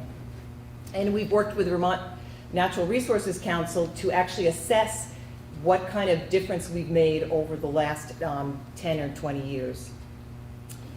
Most of you know that we've done a lot of work with Act 250, the protection of what's called in the bill necessary wildlife habitat, but suffices to say it's basically critical habitat for deer wintering areas, which provide habitat for a whole host of other species. Black bear habitat, mostly bear-scarred beach stands or oak stands, wetland habitats, and you notice the yellow bars are rare, threatened, and endangered species. We've actually seen an increase in the protection of habitat for rare, threatened, and endangered species in the last 10 years. Land conservation acquisition, maybe you heard that we actually purchased our 100th wildlife management area in 100 years down in Shrewsbury. We have 135,000 acres of WMA lands, which are open to the public for wildlife-based recreation, any public for wildlife-based recreation. And we've recently been more involved in an effort to protect and to purchase wetland habitats through an EPA grant, and we've purchased about 2,400 acres of wetlands that can be restored. We manage all these lands for wildlife. We have a visitor center at Dead Creek. We have roads for access, and we've done about 1,000 acres of management. I think, was that this year, do you know, Mark, or was that just 1 year? No. Yeah. We have a private lands technical assistance program. We have 3.5 staff members who actually go out and work with private landowners to manage their property for wildlife, to benefit wildlife. We, over the last year, conducted 577 site visits and had 22 different workshops. We partner with all those groups and more that are listed down at the bottom to develop those workshops, and it's just an amazing program. And then we have the Wildlife Diversity Program, and I didn't want to go into depth. It's just that we have a whole program of people that spend time monitoring, managing all of the rest of the native wildlife, plants, and natural communities that are not hunted and trapped. So as a result of our relevancy efforts, we actually have stepped up access to the out of doors and stepped up our outreach to people other than our traditional users. We actually have WMA tours for anybody who wants to come, the general public. We have birding tours. We have actually started outreach to new Americans in the Burlington area and to the indigenous tribal members to try to sort of figure out how we can work together and create synergy to move wildlife forward for those folks. We do public presentations pre-COVID, probably I did maybe 2 or 3 a month, and on all different kinds of topics. Every single biologist does presentations all year long. We train landowners at coverage trainings twice a year. We have we actually host a teacher's course where we train teachers on wildlife issues. And we actually, as all of you know, we have the 2 camps where we have many youngsters come and learn. So basically our wildlife division breakdown of activities, upwards of 70% of the wildlife division's time is spent on habitat management, protection, conservation, and wildlife diversity. And it's actually even a little more than that, because in the species management program, Chris and I also manage the endangered marten and lynx. So there's a lot of effort going into programs and projects that affect all Vermonters. And so to suggest that we are captured by just the sportsman's group is naive at best. And at worst, it's actually an intentional effort to undermine the department's credibility. And that saddens me very much, just as Mark said. So are we going to keep working with hunters and trappers? Of course we are, because of the years of effort and funding and work that they've done for conservation. Are we going to continue to partner with our conservation partners? Of course we are, because they also contribute to the conservation of wildlife. And I think this is what it's all about. Wildlife managers must avoid the temptation to use only the preferences of a limited group of stakeholders as the basis for decisions. We couldn't agree more. I think it's somewhat ironic that a small group of stakeholders, i.e. the petitioners, are suggesting that we only listen to them and ban a whole group of people that have been participating for generations in an ecologically appropriate activity. Finding 4, I'm not going to get into too much detail here. Finding 4 is that trapping is at odds with the North American model of wildlife conservation. I couldn't disagree more. Again, I hate to keep referring back to Dr. Organ, but he was a co-author on this technical review, and there's no evidence that anybody thinks that hunting and trapping are not part of the public trust resource. I think what's important for wildlife professionals is that we manage that resource so that it's available to all people, and that is how the Fur Bearer Project manages our fur bearers. The impact from trapping on our fur bearer population does not change its ecological role at all. It doesn't change the natural processes, and it doesn't affect the ability of anybody else who wants to view or appreciate those animals to do so. I will say also that over in Europe, where they have banned the trapping of animals, they trap for human conflict. They trap probably hundreds of thousands of fox, millions of muskrat, all that get wasted. That is contrary to the public trust. Finding 5, public pushback against trapping. Oh, wait, you know what? Maybe I should ask Will. Is the pizza here? Keep going. Keep going? All right. Okay, Will. can I do another one, Will? Another finding? Please. Okay, let me know. I'm happy to stop at some point.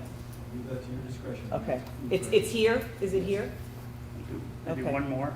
I'll do one more, yeah. I You're on think a this. good roll here. Okay, no, I You hate got this. me at the edge of my seat, Kim, so keep going. Okay, finding 5 is public pushback against trapping in other states. Again, I think Walter might have mentioned this. Other states and jurisdiction, they claim that justifies that we actually ban it in Vermont. And I think what's really interesting, that survey that was done by Manfredo in Colorado, which was also referred to by the petitioners, they actually asked a question of both hunters and non-hunters, the things that actually threaten wildlife going forward.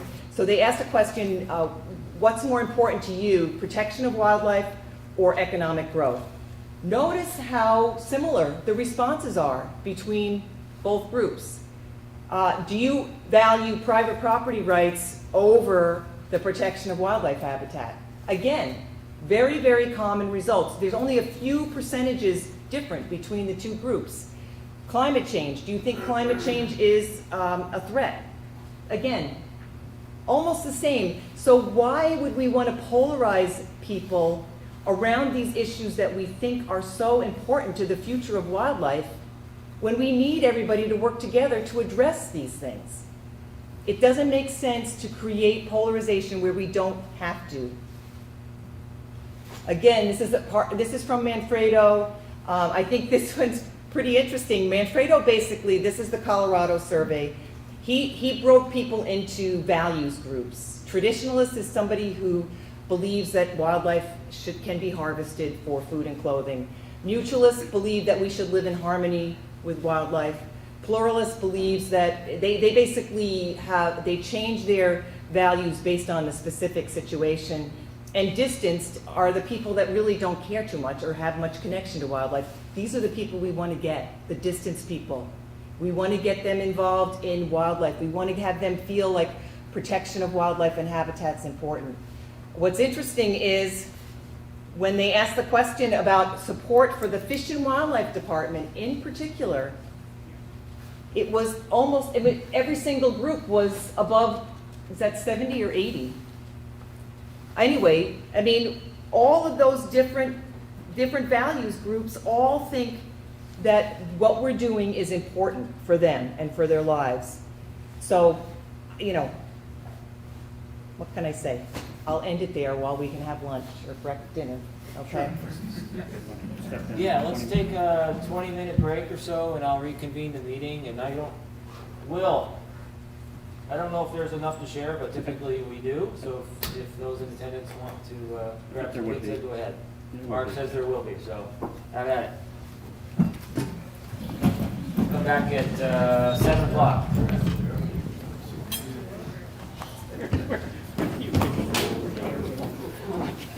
You have no idea. No kidding. It is a flower work. Yeah, that's what I had to keep adding.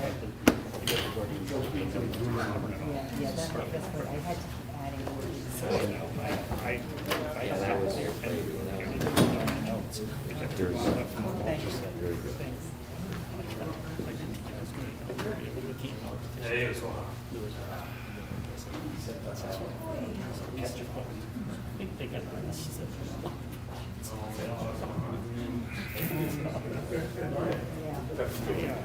Stuck here. I know, I'm glad you did.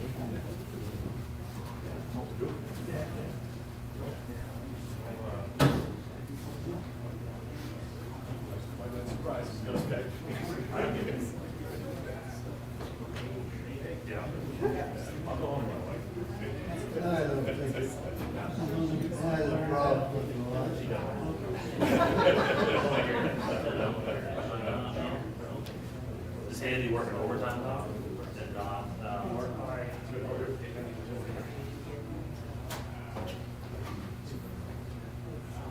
Folks, you've got,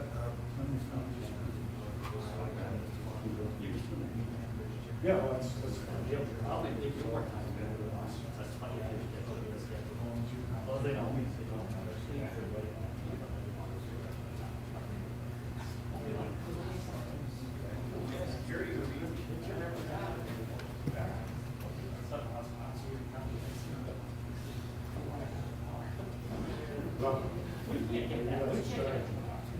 You know, I'm not going to protect, so I don't care.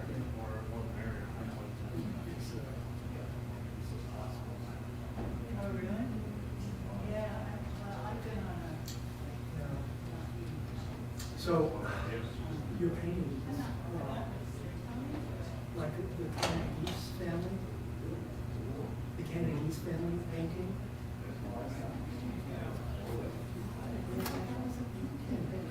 It had a,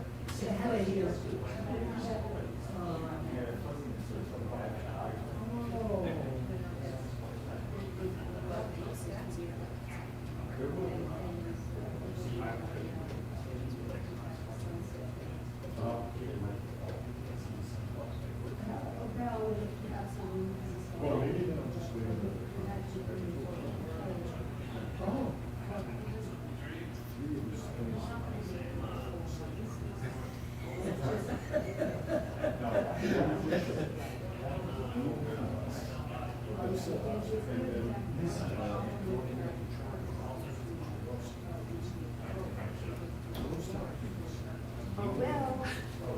Hey, How are you? I'm good. How you doing? I'm freezing to death. Brian and I are both freezing to death. Is there any way to adjust the I heat? just asked the dude. He said that like building people have gone home for a night and they can't adjust it. But I see there's a thing right here on the wall. Let's do it. I know. Sorry.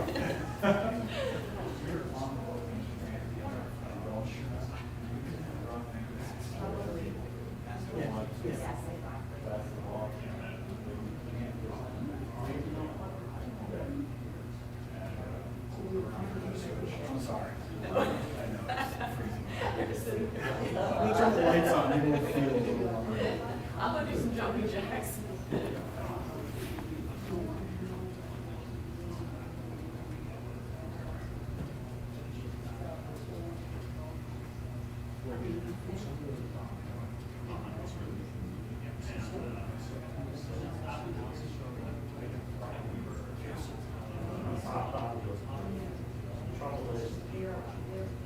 You guys are welcome to some pizza if you'd like.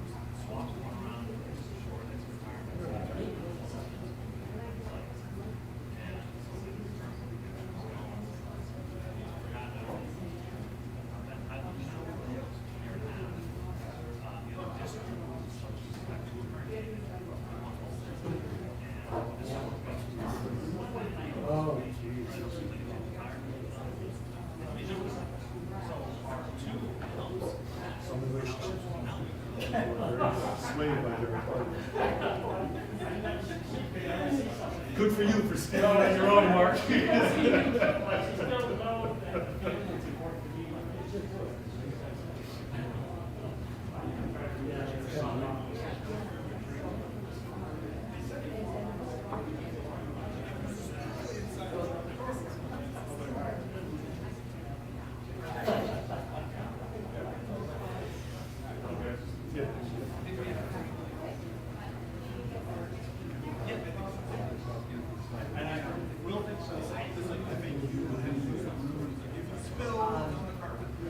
That's probably stretching, but I do my best not to.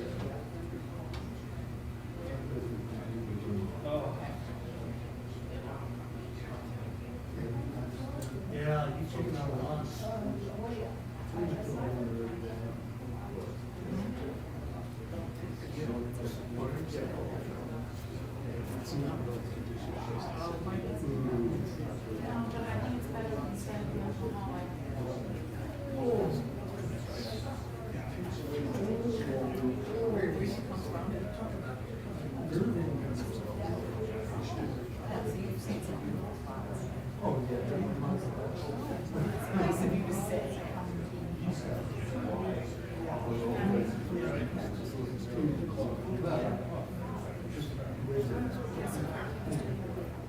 Like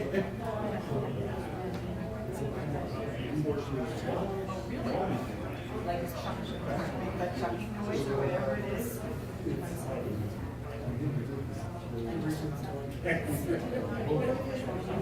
Oh, that's good. Are you attracting a bunch of bullfrogs? This was the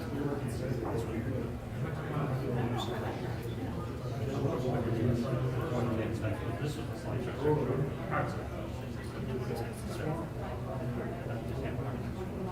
Yeah, right down the road from here. Yeah,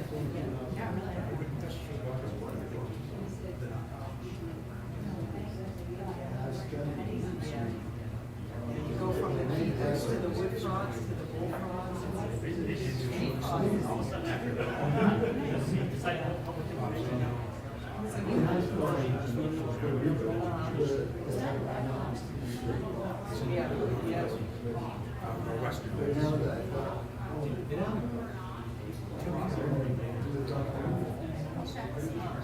On frogs or on, yeah.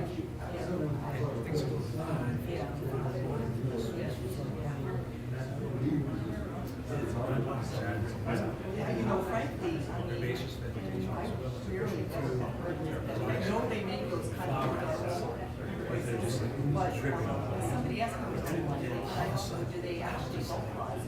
You know, in terms of like the way they do it, that's as far as I know, it's like their tail. I couldn't get out of They there. do to each other, yeah, to each other, that's right, I think they do. But, you know, I was afraid of it. Well, no, it was grasses. yeah. The ones that have the flower heads on them. Dropping pollen.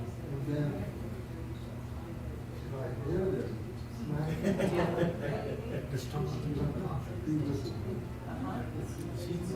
Show interest in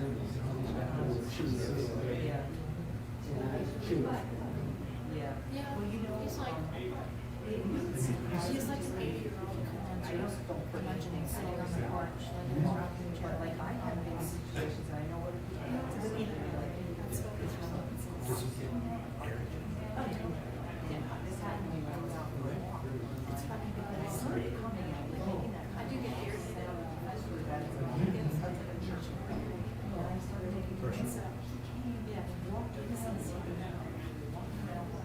I walked up the road, he came on me, walked back down, he followed me back down. I finally, after like half an hour, I didn't chase him. So I do think that if you can vocalize in a way that's sort of semi-original.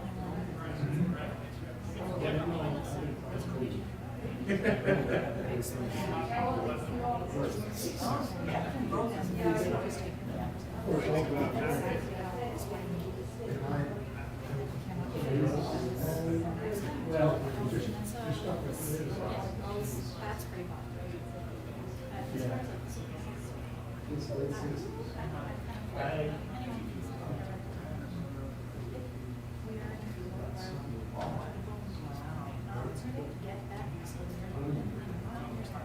So she indigenous, she's native. So you can say that.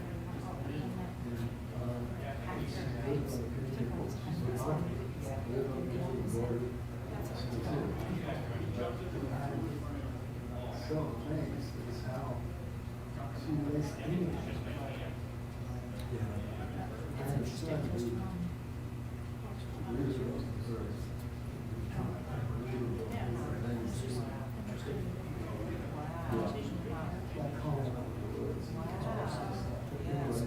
I know there's people that have special talents.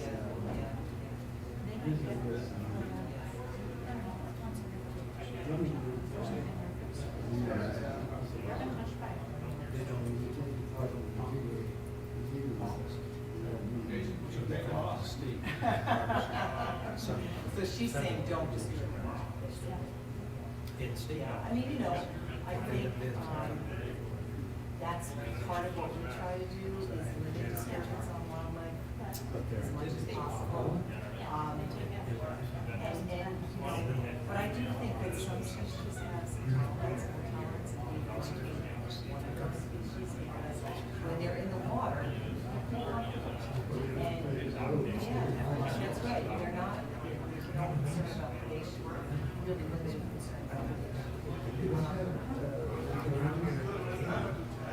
You know, as kids, they probably do like cause and effect and things like that, but, as adults, if they're on land, it used to be wolves, major, major predators. It's probably some adaptation, but now. So that's why they stay close to the edge of the water, because anytime they move away, that's what.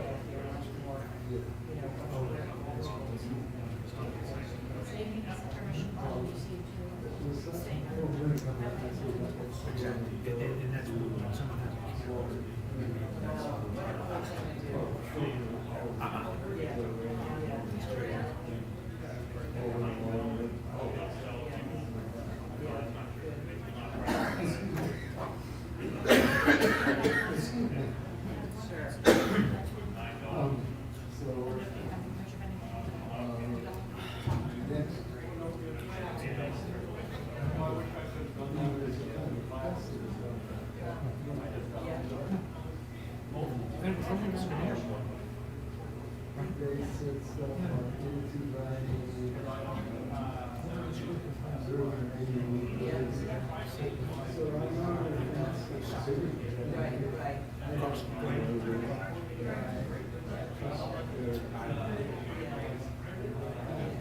I think, you know, how I would interpret what she's saying is, you don't want to be having a constant disturbance that changes the behavior and the way that they might go about cooking food or fixing dams or whatever.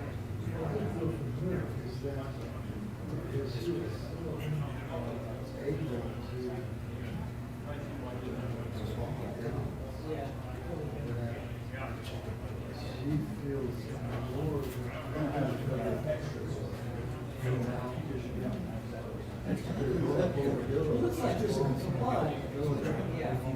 Yeah. We've had that, so.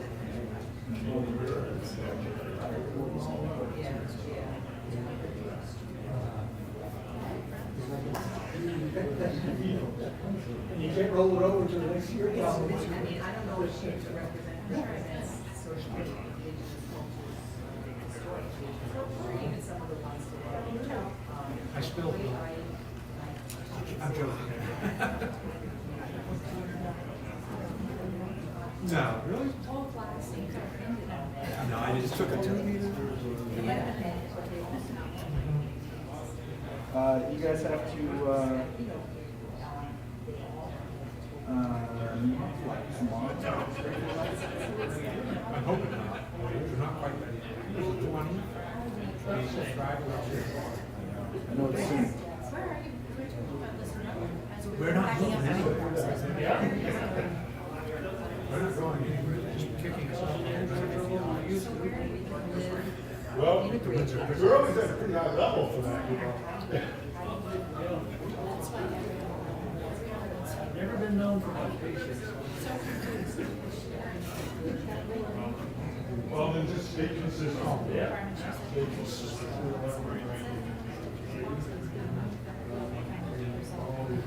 Just boxing. That's right. I mean, there has been an interest in moving around. Yeah. It's not Hello. Hello. Hi, I'm Will. I know, Will. Tom, how are you? Yes, Yeah, very nice to meet you. Did you get my voice message about attending the lead, non-lead event about Berry fishing? I have you on the RSVP. I can't recall if it was a voicemail or an email, but I got you. Okay. Excellent. Just wanted, Saturday next week? I think it's actually Friday, it was the Easter. Okay. Yeah. Yeah, I'm on vacation.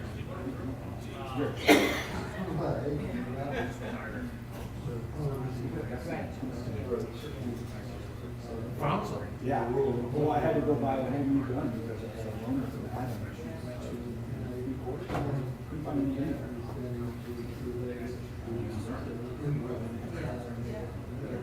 The turkey? I could. Yeah. I'm in 3 states together. A bunch. With friends, Yeah. 7 trips. Yeah. Good to see. But I hunted 31 days. Wow. Wow. That's impressive. Yeah, so I went. Did you take the whole time off? No, I go every morning. Yeah. That's what I love about turkey. You know, I pick you back at my desk at 7:30 in the morning. And still haven't been able to- And with the online check-in. Oh, that was easy. Yeah, that's great. With the noon cutoff and the interview. Yep, New York and Massachusetts. I got out with my son during the youth weekend. And got him, he's 13. Feel better? Had a nice long beard, on the decoy, 10 yards, open shot. The thing was terrorizing the decoy. It was just couldn't pull the trigger. So I'm glad he did because he was shaking. That was the closest we came. That was on Sunday. Great race. Birds on both houses had that wrong way coming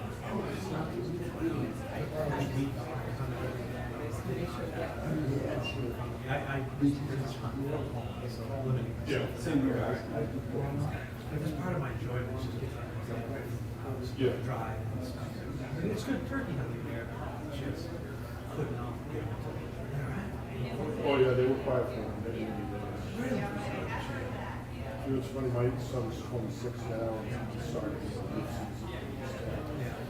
Most memorable hunts we talk about are the ones like you just described. Good shot, good shot, or the ones where you got nice birds. Oh my God. You never. It was funny when my son, after I realized he's not taking a shot, right? This isn't gonna happen. So I'm trying to regroup, and he's just like, I couldn't shoot the pen, I was there, I couldn't shoot the pen, again, good choice. And then later, he's like, I had some really good shots at that time. I'm like, yeah, I know you did. Don't worry. You just a little anxious? You just a little. Yeah, he had, the fever. He was overcome by shit. Oh, I get it. I'm burning. I didn't have like the yips, but first time. Might have got me back into my body after. It's just something that comes from more time. Yeah. What you ever do full. It's kind of like, hard. He was shaking. So I have a proposition to run by you about sometime on Thursdays. Sure. I'm not ready to start up here and just step outside. with you. Sure. Run this thing by you. That's a $200 fine. Now, this is off the conference line now. Yeah, you were better at swimming than it's like.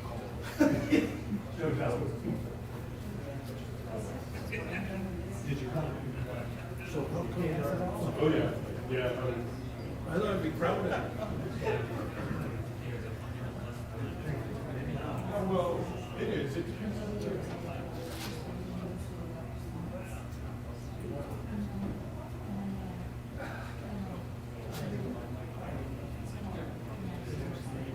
Centrally located, issues are all. I'm disappointed. 50 feet, that's good. That's part of why this is done. This is heavy stuff. Yeah.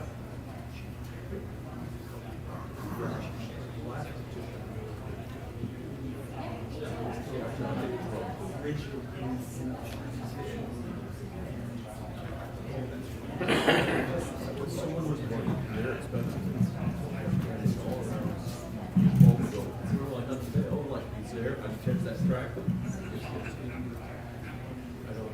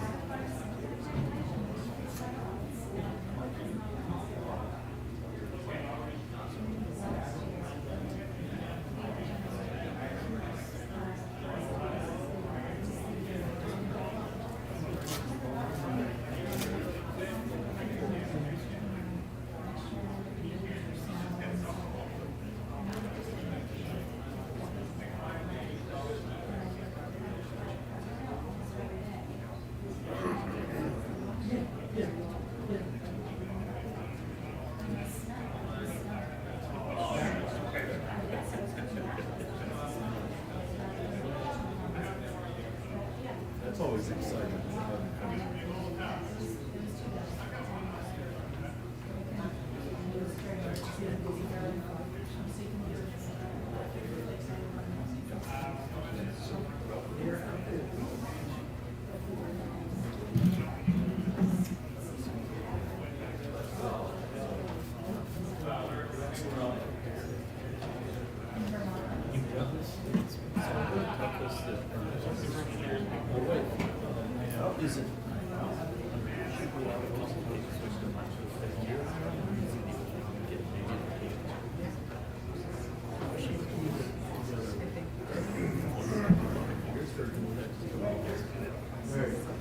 She'd always eat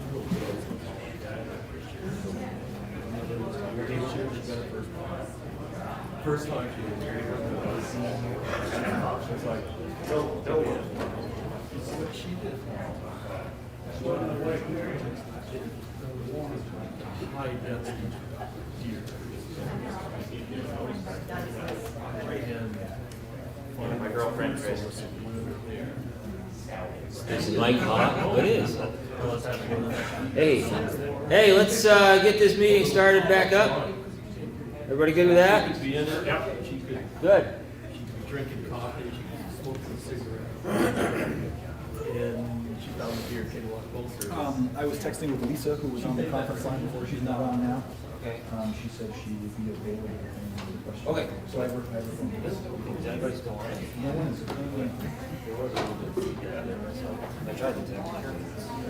I have 2 wires right now.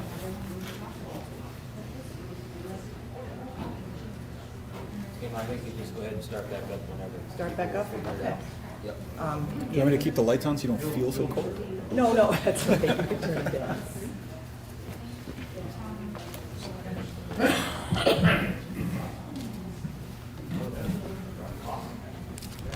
Oh, you know what though, what did I do with my glasses?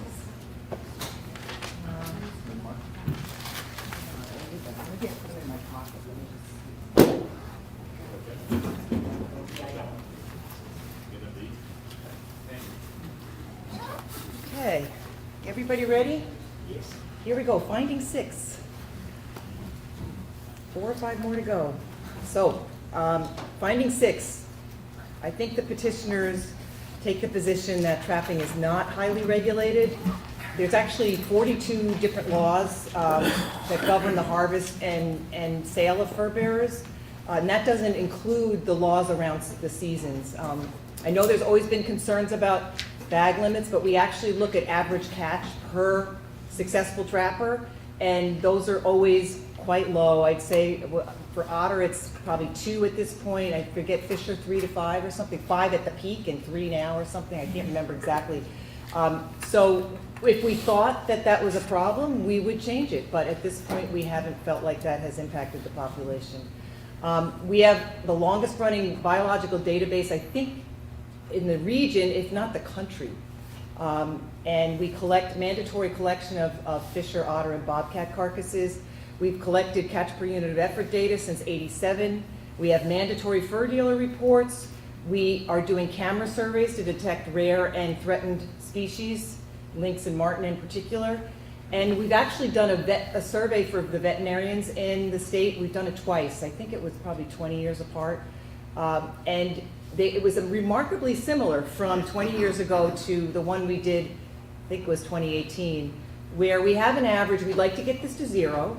We have an average of 6 animals taken to the vet for treatment that have been caught in traps, but that's in 314,000 trap nights. So it's a very, very low number. Again, if we could get it to 0, that would be great. Animal welfare. I could do a whole presentation on animal welfare.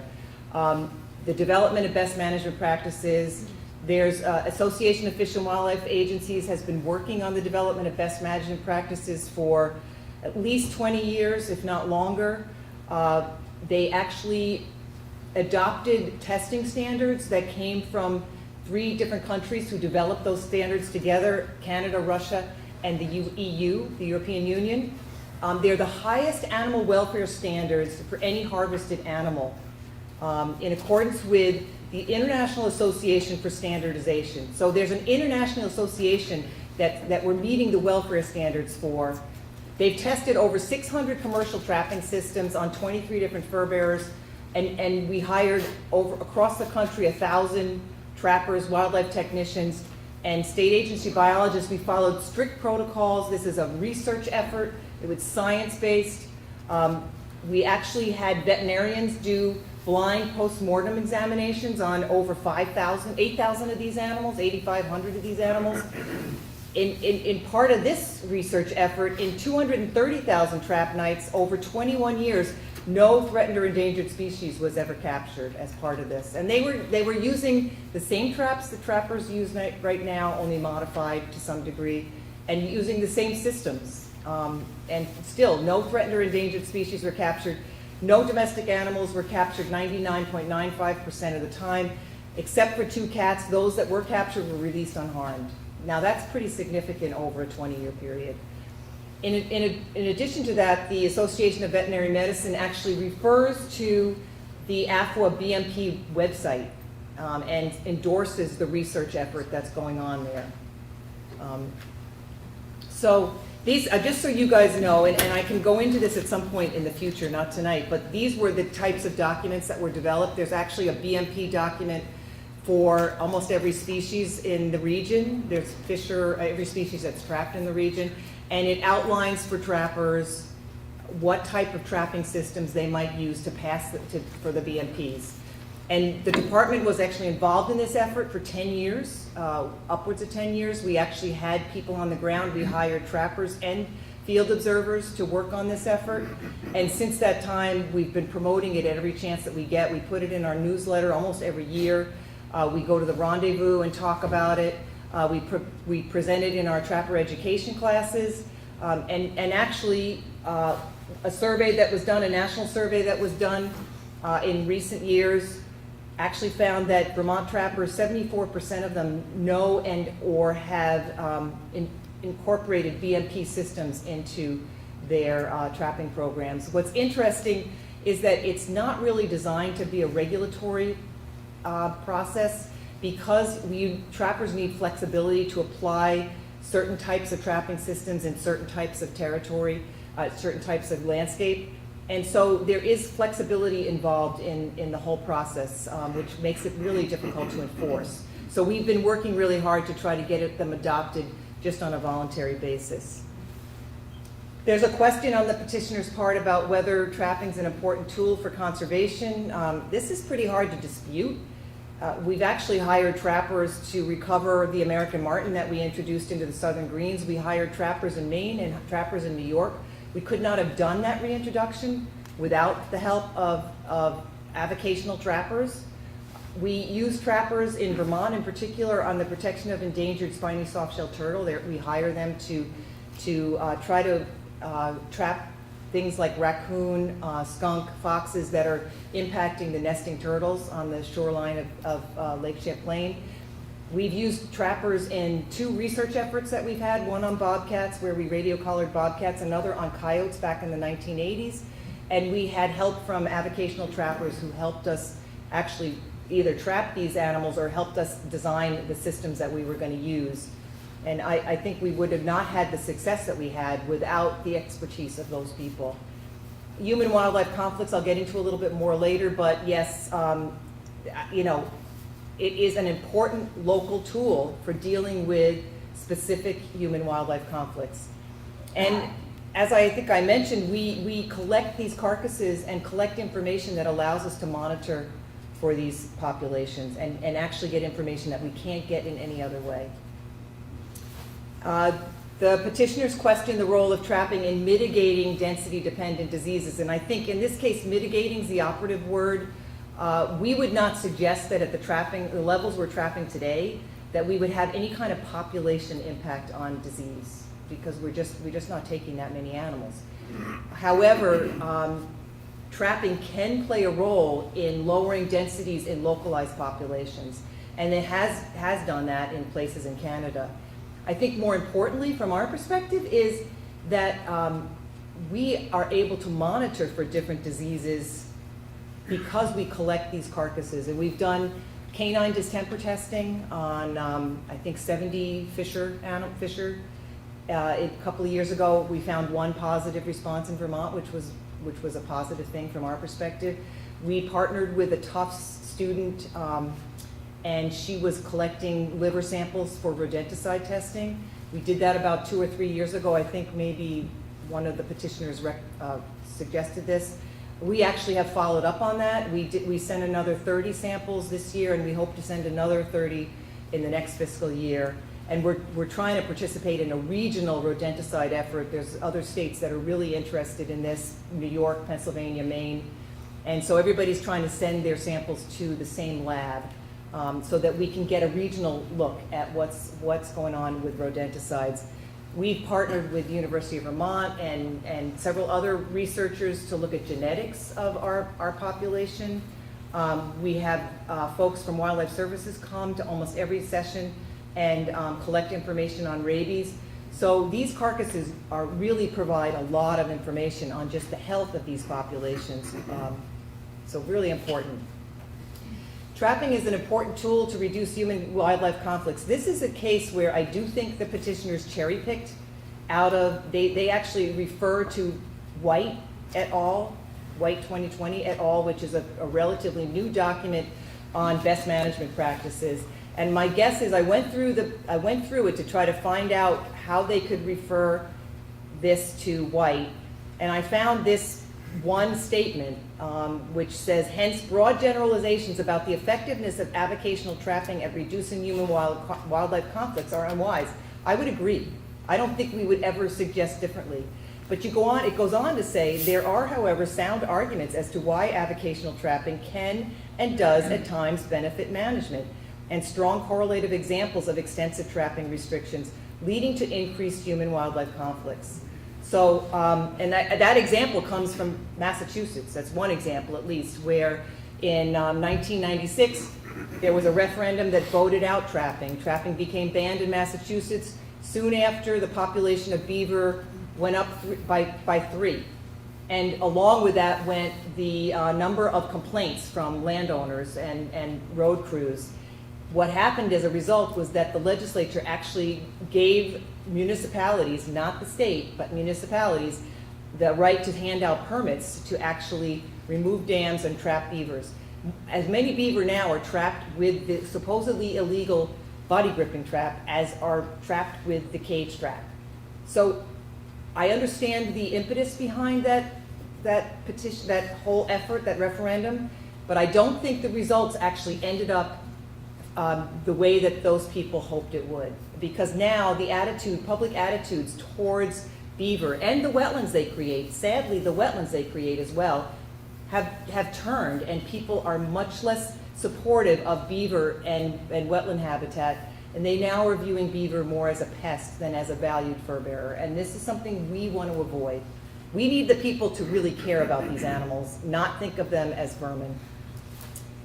We have actually had a program for 20 years. Our first line of defense, and when we get a complaint from somebody, whether it's about beaver or if it's about coyotes killing sheep, or concerns about coyotes and sheep, or concerns about skunks under the porch, we always talk first about practices that might exclude those animals from that activity.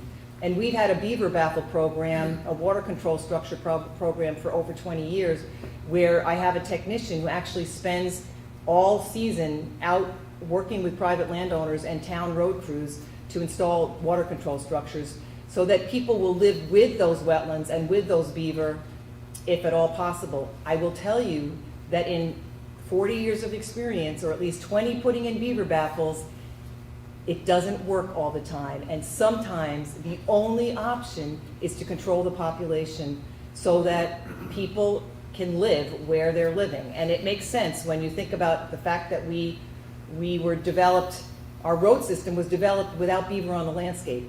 Should it surprise us that as beaver have come back, as we actually introduce them, that we have conflicts? We don't have the cultural carrying capacity to support the beaver that could be here from a biological perspective. That's just the way it is right now. So this is another piece that came out of that same paper.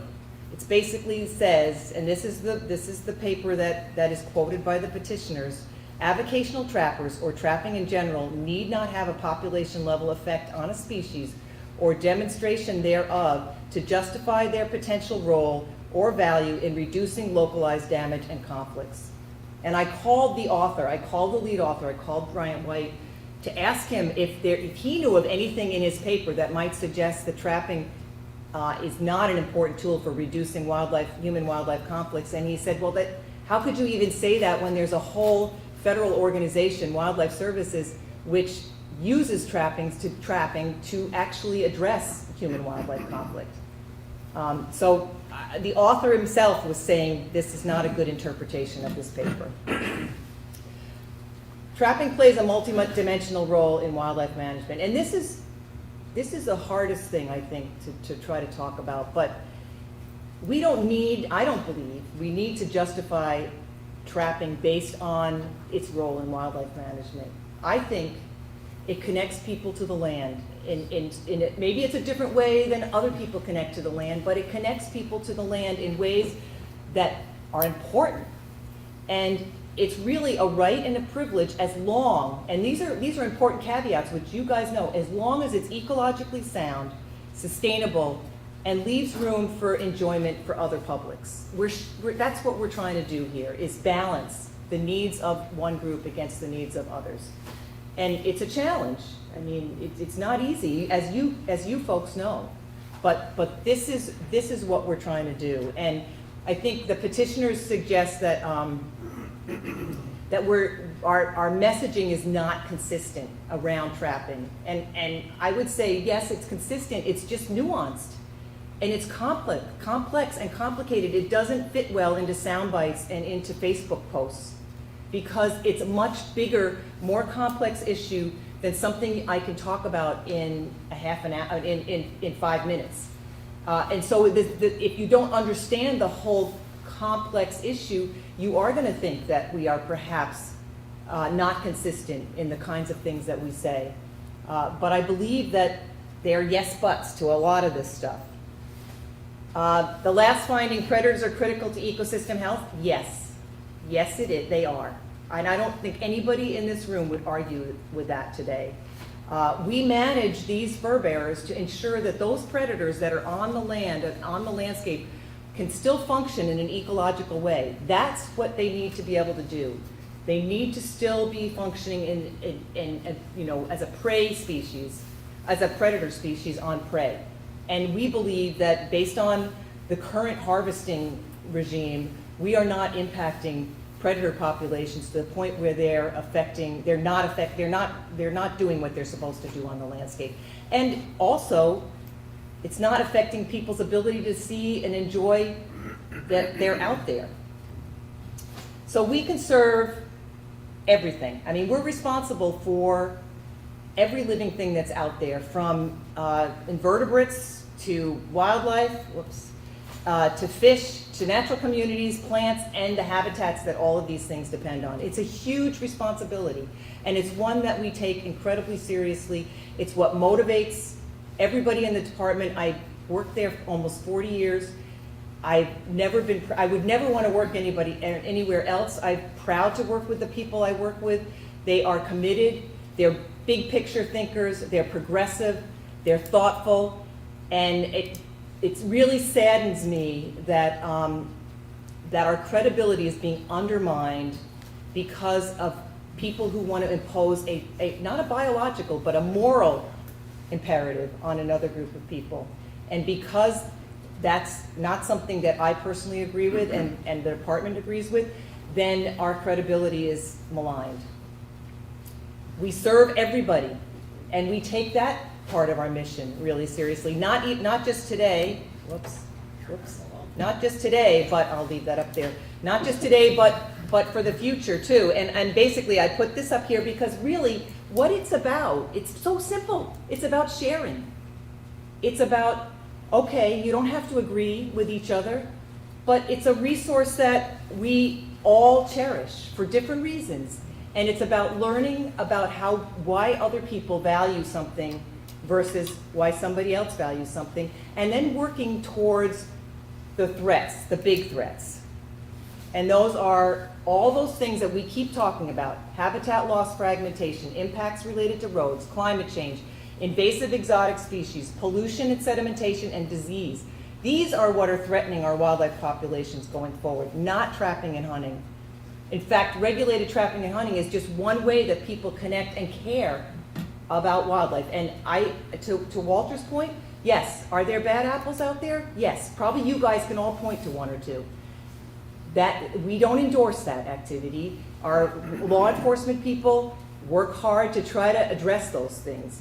But there's people out there in every walk of life that don't follow the rules, and that's just something we have to continue to try to work on. So the bottom line is that it's about habitat.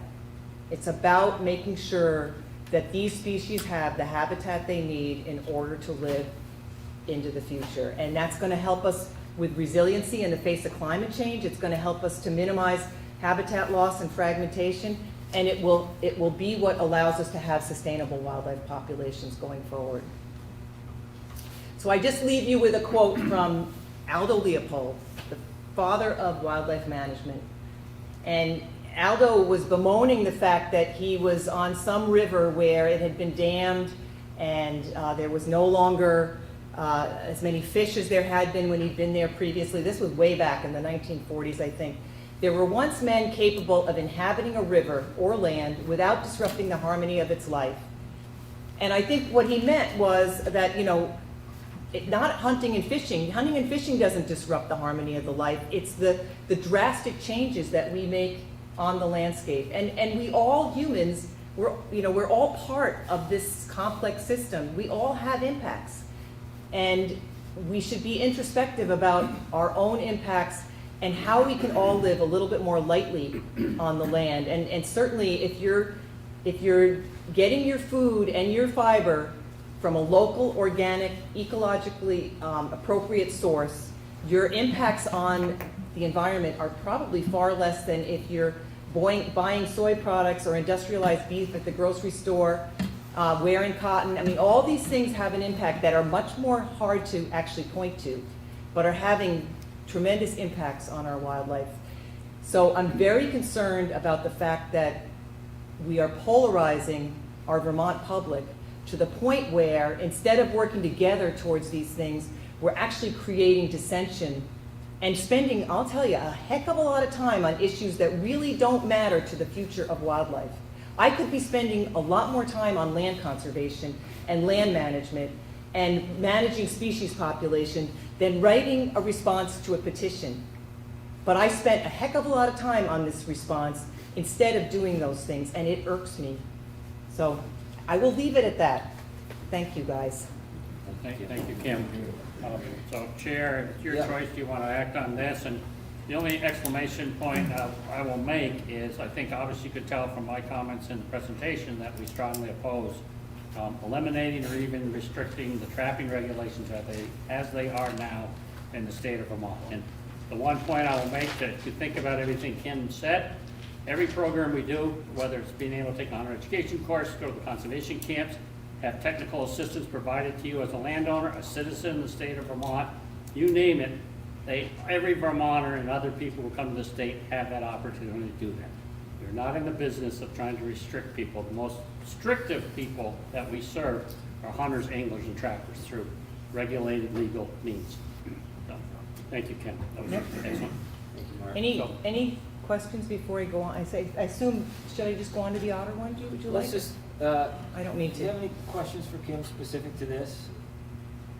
I think we should do their other two presentations, because it's Okay. just going to be cumbersome getting Yeah. up. Yeah, that's everything right. up. So if there's any questions now related to that one, go ahead and ask her, but I think you just go on. Okay, so this one's a little bit more biologically based, and it's the petition to shorten the otter season to the end of February, back to the end of February. You all might remember that we lengthened it, I think, in 2017 to the end of March. And first, I just want to mention that it is listed, otter are listed as a species of greatest conservation need. In fact, I actually chaired the committee that listed otter back in 2005, and Chris chaired the committee in I think 2015 that actually relisted them.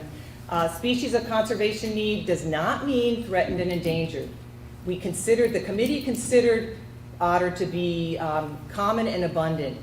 But basically what this allows us to do is if there's ever any concerns about destruction of habitat or reduction of riparian habitat or possibly impacts from toxins like mercury, we can use state wildlife grant funds to actually address that. That's what putting them on the species of greatest conservation need list does for us.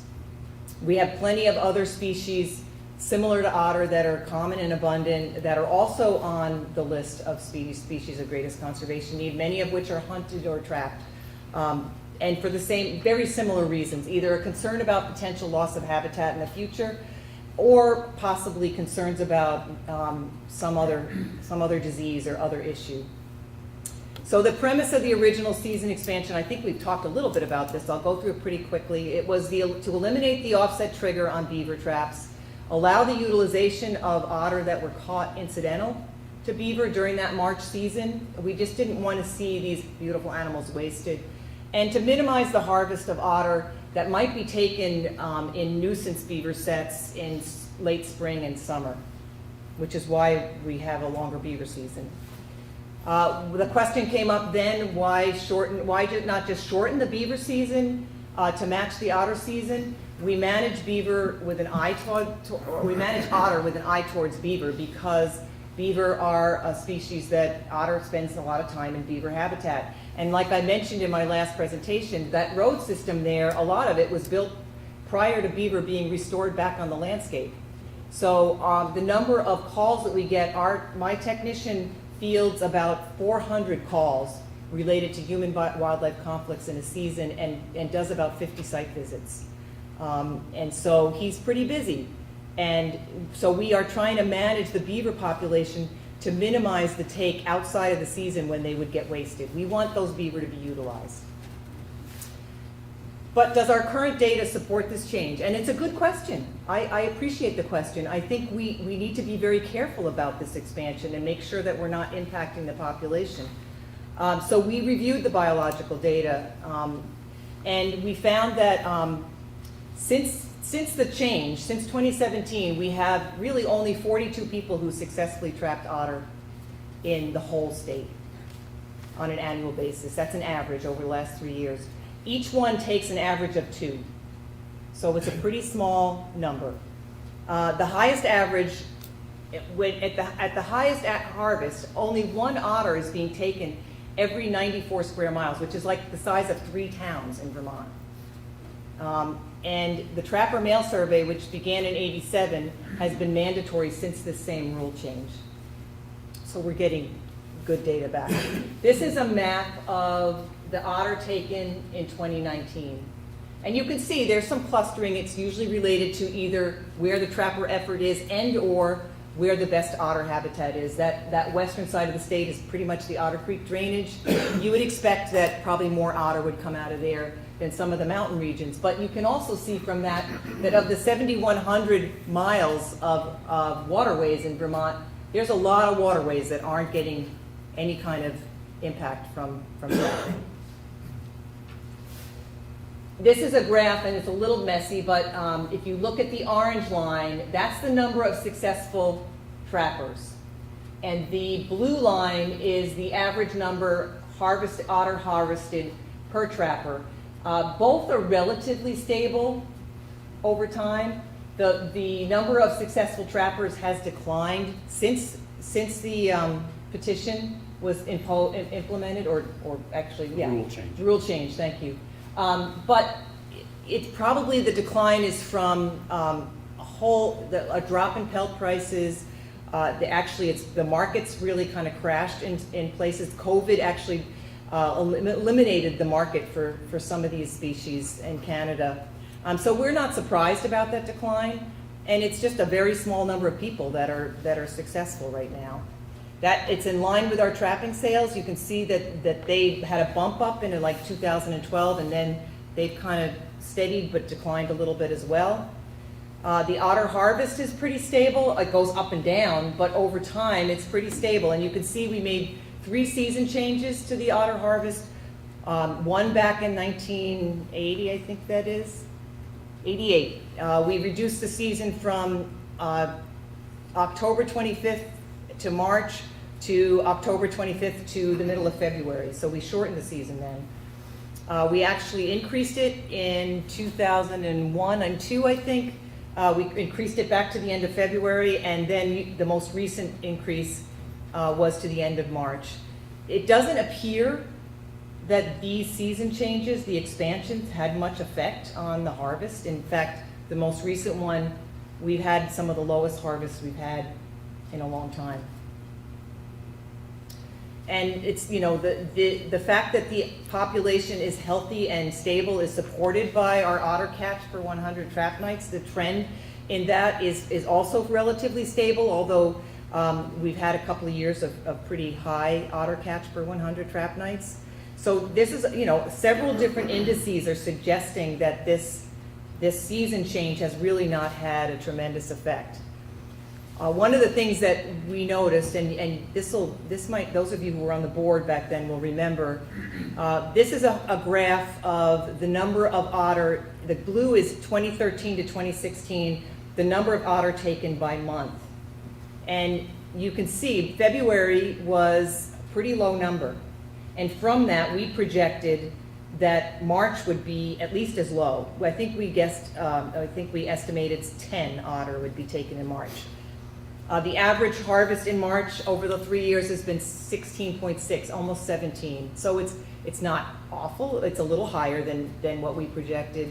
But you can see that the effort has shifted.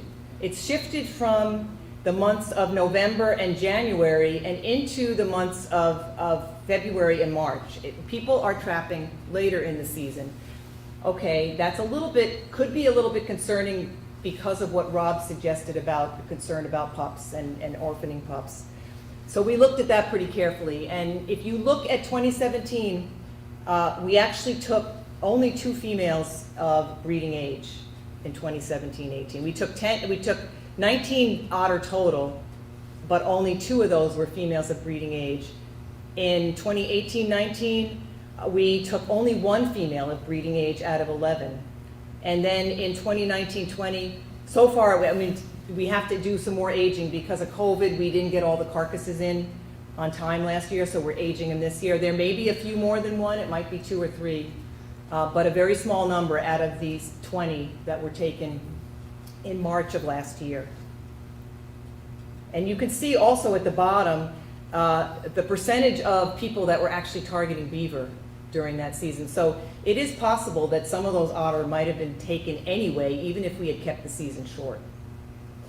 So what this may end up doing, and we're not sure about this yet, this is pretty preliminary, but it looks like the trend in males to females is increasing. So, and that makes sense when you think about it. When you move your effort into the spring, when you're getting closer to parturition and females are going to sort of shrink their home ranges, males are still out there. They're going to become a more predominant part of the harvest. And this has been found in New York, where they have a season through April. They see that 70% of their harvest is actually male otter. So it's not surprising, but we're waiting to see whether this actually continues. We don't know yet. So in summary, the number of trappers taking otter is very low, 42 around the whole state. The average number of otter taken is 2.1. We have many miles of waterway that are not even impacted. Since the season expansion, the total season harvest is lower than the average that it was prior to that. So it was 192, that total season harvest average was 192 between 2010 and 2016, and 109 between 2017 and 2020. This isn't because of the expansion, this was as the expansion, so we actually have less effort going on out there probably. There's been a shift in effort to later in the season, which may result in an increasing trend in males, which would be a good thing. And the number of females of breeding age in March is really low, 1 to 2 per year. And that's, you know, if we could keep it fairly low, that would be great, because we'd be kind of accomplishing several goals at once. If it changes, if we see that this is potentially impacting this population going forward, we'll come back to the board. We'll continue to look at these indices and data very carefully, and we'll be back if we have concerns. So, Vermont's river otter population, we believe, seems to be healthy, stable, and widespread. And that's a great thing. I guess not questions yet, right, Tim? Keep going? I think if you have specific questions about that, that's fine. Any Dave, or I'll just let you do it. If you could go back to the summary on the video right there. So the tape between 2010 and 2016 was 192. Average, Average. yeah. And the tape was 109, was 2017, 2020. What's the difference on the amount of trappers per, 'cause there's some that may infer that as a decline in population Right. versus actual number Right, of right. trappers. And that, if that decline happened as a result of that change in the harvest, because it happened during the year that we made the change. So we have information, basically the catch per unit of effort information would help or not on that? I mean, in terms of numbers of trappers before and after. I mean, the successful number of trappers, you could see from that graph, is higher before. So you can see how the number of successful trappers is the orange. It goes up and down and up and down. It had started to decline even before that. But I think it's probably more to do, at least based on what we're seeing with the information and data that we have, it's probably more to do with pelt prices, decline in pelt prices, than it is an effort, than it is to do with a decline in the population. Okay. And as far as the number of trappers or trapping licenses, has that been a decline as well? It looked like- Yeah, that's, well, you can see it here. It peaked in like 2012 or 13, and it didn't peak then, I mean, it peaked way, way back, but there was a peak when we had very high pelt prices in that period of time, and it slowly sort of declined as well. And of that, I mean, we're talking of an aging population here, I hate to say it, and so we have a lot of people buying licenses. These are regular trappers, but the number of those that are actually going out anymore is declining. But, I mean, we can look into all that stuff a little further. I don't know, Kay, do you have anything, or Chris, to add to that? Well, just go forward one slide, or two slides.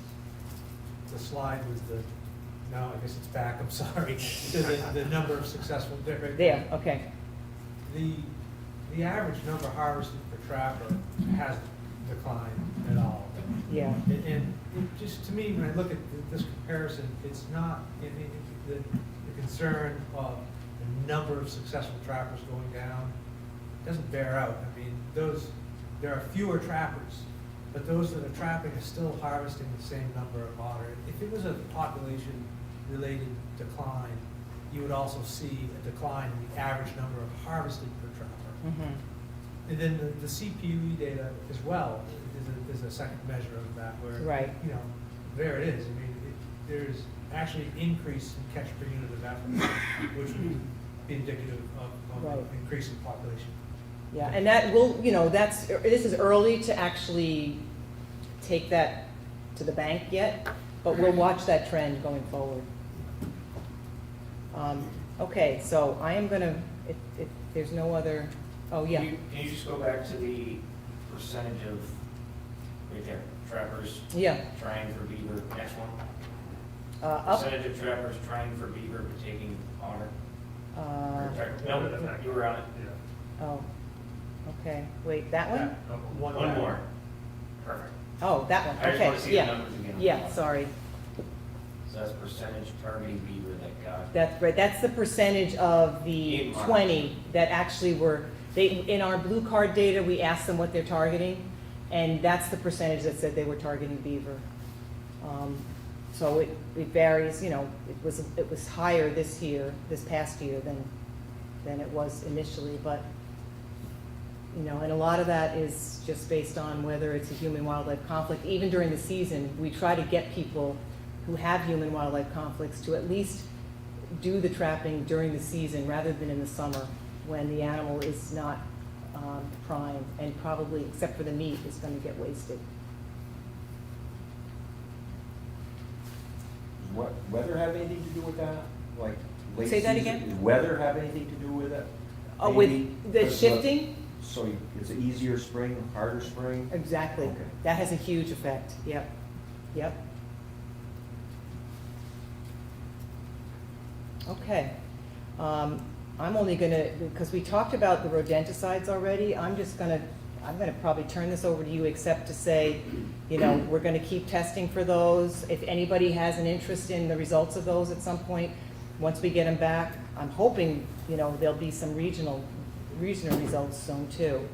And I'll just want to say that, you know, Katie's going to go into the details, but this is just the results from the Martin camera work that's being done in the Southern Green Mountain National Forest. We're in cooperation with the Central Connecticut State University. And so we've got cameras out. So it's not just about our data. It's not just about our harvest data. There's other, and I think Katie will have a map from other camera collections. But you can see here, the red are cameras that picked up 6 fisher or more. The yellow, the beige are 5, I think. The yellow are 4. And I believe that what the researcher told me was that out of 51 cameras, 49 had fisher pictures, at least one. So in terms of whether or not this population's at risk, it really, at least in this region, it really does not look like it. Based on the camera work that we've got done. We can get catch per unit of effort on cameras too. So I'm going to turn it over to Katie because she can actually explain this much better than I can. Yeah. Thanks, Kim. Sure. Oops, sorry, I trip you.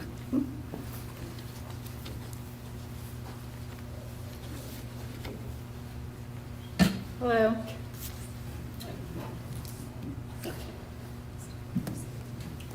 He's just settling in, that's what we're getting. Yeah, that wasn't a very enthusiastic response. I was expecting more. So just as a reminder, I'm Dr. Katie Yeater. I'm the bionutrition and research manager for Vermont Fish and Wildlife. I've been working there about 4 years now. I'm going to be going through the Fisher petition, which is to place a moratorium on fisher trapping. And so I'll be presenting Vermont Fish and Wildlife's response kind of in 3 parts. I wanted to start just by bringing us back to the mission. Vermont Fish and Wildlife's mission is the conservation of fish, wildlife, plants, and their habitats for the people of Vermont. So the people means all people, all values, all benefits. Just like what Kim was speaking to through both of her presentations, our mission is really to provide those benefits for all. And that includes a complex set of balancing different biological, social, and environmental factors. So I just wanted to place the department's response within that context. And I'll come back to that. But I wanted to dive right into the petition, and the next 10 slides or so will present responses to specific parts of that petition. So what you see in the red writing and the quotes is directly taken from the Fisher petition. And I wanted to point out some scientific facts using these. So the first is Vermont Fish and Wildlife Department has not taken management action to maintain a sustainable fisher population, one that is similar to that inferred from the CPUE in 1990 to 2004. So CPUE is catch per unit of effort. This means that you have a trapper who sets a line, and for whatever species they're trapping, they catch that number of animals within a certain time frame that they have the trap running for. So the unit of effort there is what is used is the trap nights. That's a 24-hour period. So if you have a trap line running with 5 traps for 5 nights, then that's your unit of effort, and the 5 animals that you catch is the number of animals. CPUE is calculated by taking that number of animals and the trapping effort and calculating a catch per 100 trap nights. And that is only one index of a population. It's an index of a population, which means that it doesn't equate to a population at all, in no way, shape, or form. It is an index of a population that is combined with a lot of other indices of populations, like sex and age trends, sightings, roadkill, and surveys. This isn't to say that CPUE is not valuable. It is. It's just not a population. You cannot infer a population from CPUE. And I will probably say that again about 10 times before this presentation is over. CPUE is just one index. The reason why we use all these indices is because wildlife is so difficult to track. You can't just go out into the wild and count the species that you'd like to get an idea of. And even if you wanted to do that, even if you had the capacity to do that, you're still only getting a minute snapshot in time. So just as an example, say the Fish and Wildlife Department had a bunch of money. I know, funny, right? And a bunch of employees, so many of them, we wouldn't know what to do with them. Say we could go out and count these species. Well, the most direct way of counting wildlife that we currently have using technology is probably by cameras. And so if you take the number of count points that you would need to do over the entire state of Vermont for forest habitat for a species like fisher, you'd end up with thousands of individual count points that you'd have to cover. And that would end up in costs for cameras, SD cards, staff and labor costs, gas and mileage, data hosting and analysis, and it would cost hundreds of thousands of dollars, and you would still only get that 1-2 week time frame. Another couple months later could be a completely different scenario. So it's not so easy to count animals, and it's certainly not possible to infer a population from one simple index alone. So there it is again. One index is not a whole picture. The analysis of the fisher population presents evidence that supports a decision that the season for a fisher should be closed. The evidence that is used in the petition is CPUE.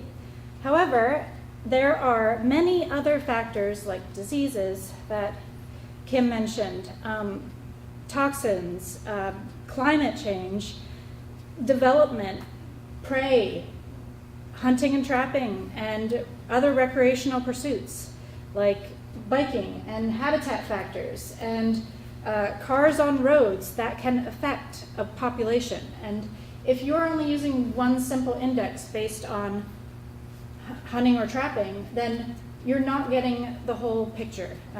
You are not, it can actually end up obscuring all of the other factors that can indeed and do affect wildlife hugely.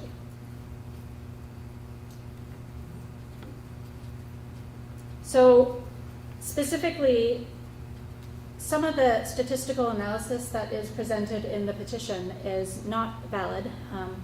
Here's another quote: CPUE data calculated using the VTFWD method and the traditional method provides little help in evaluating any trends in the monitored population. It took me a while to figure out what the VTFWD method and the traditional method actually meant. It wasn't described very well, so I recreated the data and spent some time analyzing it in different ways until I figured out what these two methods meant, since there wasn't any real explanation provided. But basically, what the VTFWD method is, they're both methods of just calculating a CPUE by taking the total number of animals and taking the total number of effort and calculating a CPUE that way. The difference is, the difference still gives you one measure of CPUE per year. So that's not what the department uses in analyzing and inferring animal populations. But basically, the traditional method takes the total catch in 1 year and the total effort in 1 year and just divides the catch by the effort. The problem with doing that is that it doesn't account for many trappers out there who might not catch anything. It doesn't count those zeros if you calculate it that way, statistically. It's also not at the sample level. If you're sampling a population, you want to calculate that measure on the sample level, which is the trap line. You don't want to just take an entire total and use that, because that's going to obscure a lot of the nuances in that data. And I did actually provide an explanation of this. This quote in green is from an email I sent to the petitioners to explain why calculating CPUE in the way that they do, that traditional method that they espouse, why that traditional method is not statistically valid. And so that's that quote over there from my response, and I offered to explain it further to their biostatistician colleague that was mentioned, and I was told that they didn't work for the with the department for obvious reasons. I'm not sure what those reasons are, but regardless, I couldn't give any more explanation than that. So another quote from the petition is that the VT method introduces substantial variability. This is the VTFW method, which again, it only gives you one measure of CPUE per year. So it's really not what we use in our analyses to infer a population. But basically, this method that they refer to is taking each trap line CPUE and then averaging it out to get one average per year. It's a minor difference, but the reason that they give for not using it is that the data is substantially variable. And that's what I'd like to point out here, is that data is and should be variable. If you don't have variable data, that's a problem. You're doing something wrong. The natural world is complex and convoluted, and you want your data to reflect that. So I'm not really sure what the petitioner's issue with variability is, but it's actually a good thing for statistics. So this is our CPUE that is calculated per year. That's what this graph is showing. It's showing those individual circles. There's too many of them each year to really show them very, very clearly, but you can see that there's multiple little circles each year. Each of those circles represents an individual trap line. That's why you see a lot of zeros in each year, because there's a lot of trappers that don't catch anything. You also have some where those hundreds in 2019 and 1993, that was one trapper that happened to run 2 traps for 2 trap nights and caught 2 fisher. So that's what that is. But it still reflects the reality of what those trappers are catching and the nuances of it. And that's what we look at. This is what we analyze. We don't analyze one CPUE measure per year. We might present that as a trend just for visual purposes, because this is difficult to interpret visually, but analysis-wise, this is what we analyze. So the petitioners did a statistical comparison of CPUE that is shown in this. Hopefully that's showing up right. It looks really fluorescent green on that screen, but hopefully you can all see this line over here. Yep. Yeah. Yeah. Good So fishing with our coffee. So this is taken directly from the petition, by the way, this graph. So I do apologize if it's not too visible or anything like that. But each of these points here in the line is an average CPUE that's calculated by taking the total number of animals and the total number of effort and calculating one CPUE from it. So that's the comparison that's presented here in the petition. That's the statistical analysis that is being done on that data, 1 point per year. So statistical comparison that documents that the Fisher harvest since 2003 has been significantly below the lower 95% confidence limit of the mean harvest from 1990 to 2004. So I didn't see any mention of CPUE here. I saw harvest. And the mean, if you look at the mean harvest from this data, it's actually almost the same between these two periods. So there were a lot of statements in the petition like this that were a little bit confusing because I think the petitioners were confusing CPUE with harvest. And so it was difficult even for me to kind of interpret, but this statement is just false. It's that harvest is a difference of 3 individuals. It's really not different. And the other aspect of this is that CPUE dropped below the lower 95% confidence limit, or almost 2 standard errors below the mean of the baseline period. I know, I'm losing some of you here because this is where it starts to get into some of the more nuanced statistics, except this isn't nuanced statistics. This is really quite basic and a false statement because confidence limit is different than a standard error. And if you understand what they mean, I'm not going to try and explain it here because it gets into equations that are going to just lose you entirely. But essentially, what it means is that if you make that statement, you are basically saying that your CPUE dropped from the top red line to the lower red line. That's 2 standard errors below the mean of the baseline period. So I'm not sure what the petitioners are trying to say here. I think that they mean that they're trying to show a decrease in the CPUE that shows in the period from 2004 to 2019. But the understanding of statistics is not quite there. So it took me a while to actually even understand what the petition was saying.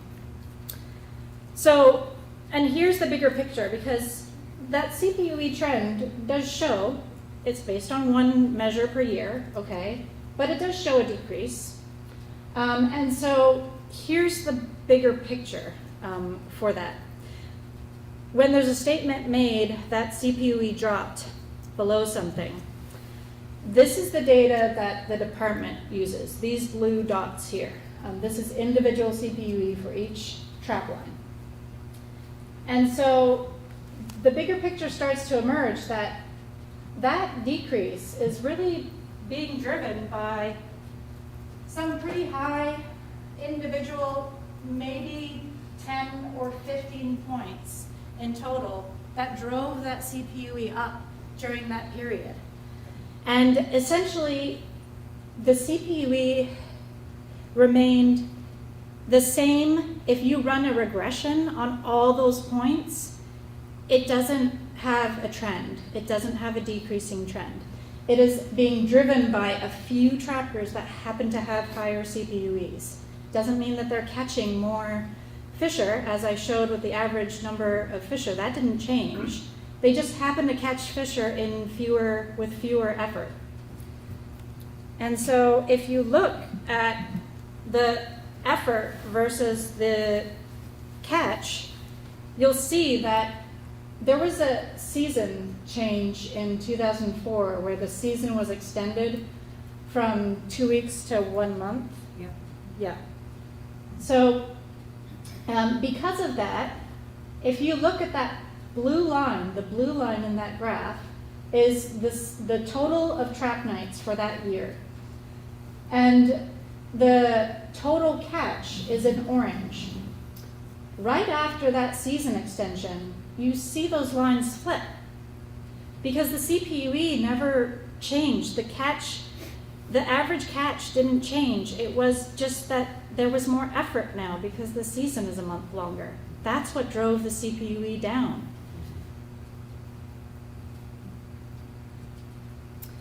Also, because we don't only look at CPUE, you have to look at all aspects of population dynamics. The male to female ratio for Fisher from 2004 to 2019, it's been remarkably quite stable during that whole period.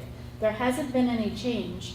If there was a change in a population, you would expect this index to vary more or to trend down or up. Same thing for age ratios. So if you look at the proportion of juveniles in the harvest, that too has been remarkably stable every year, right around 4.5. And it doesn't really vary much beyond that. And so those two indices give us more evidence that the population is stable.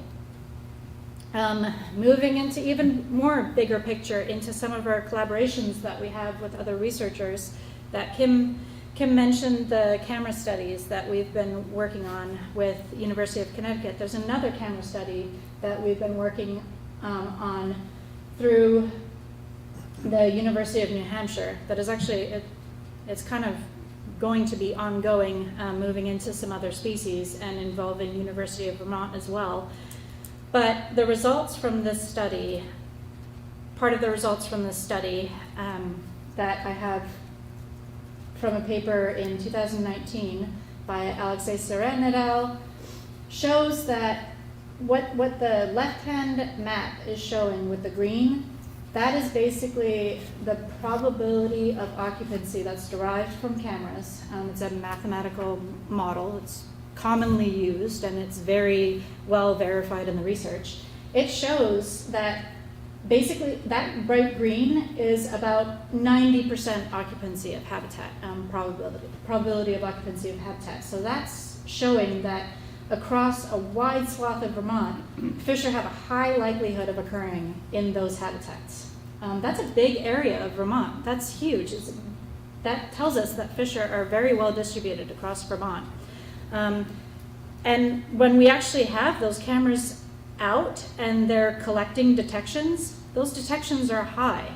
And so they're high in every place where cameras are located. So all of this tells us that fish are widespread, their populations are stable, and they're doing quite well in Vermont. So the other point in the petition that is made relates to a baseline period, where the petitioners say, we also believe that if the baseline period were extended further back, it is likely that the situation would be even worse. I'm not sure what this baseline period is based on. There's no context for any kind of stability during 1990 to 2004 that it's based on. There's no acceptable threshold for fisher population numbers or CPUE, or any kind of, I guess, thought process for why this is a baseline period. I really couldn't figure out why this was the baseline period. And in fact, if you extended it further back, the situation would be even worse. Well, for historical context, fisher were so endangered, like Kim mentioned in the past, that they had to be reintroduced.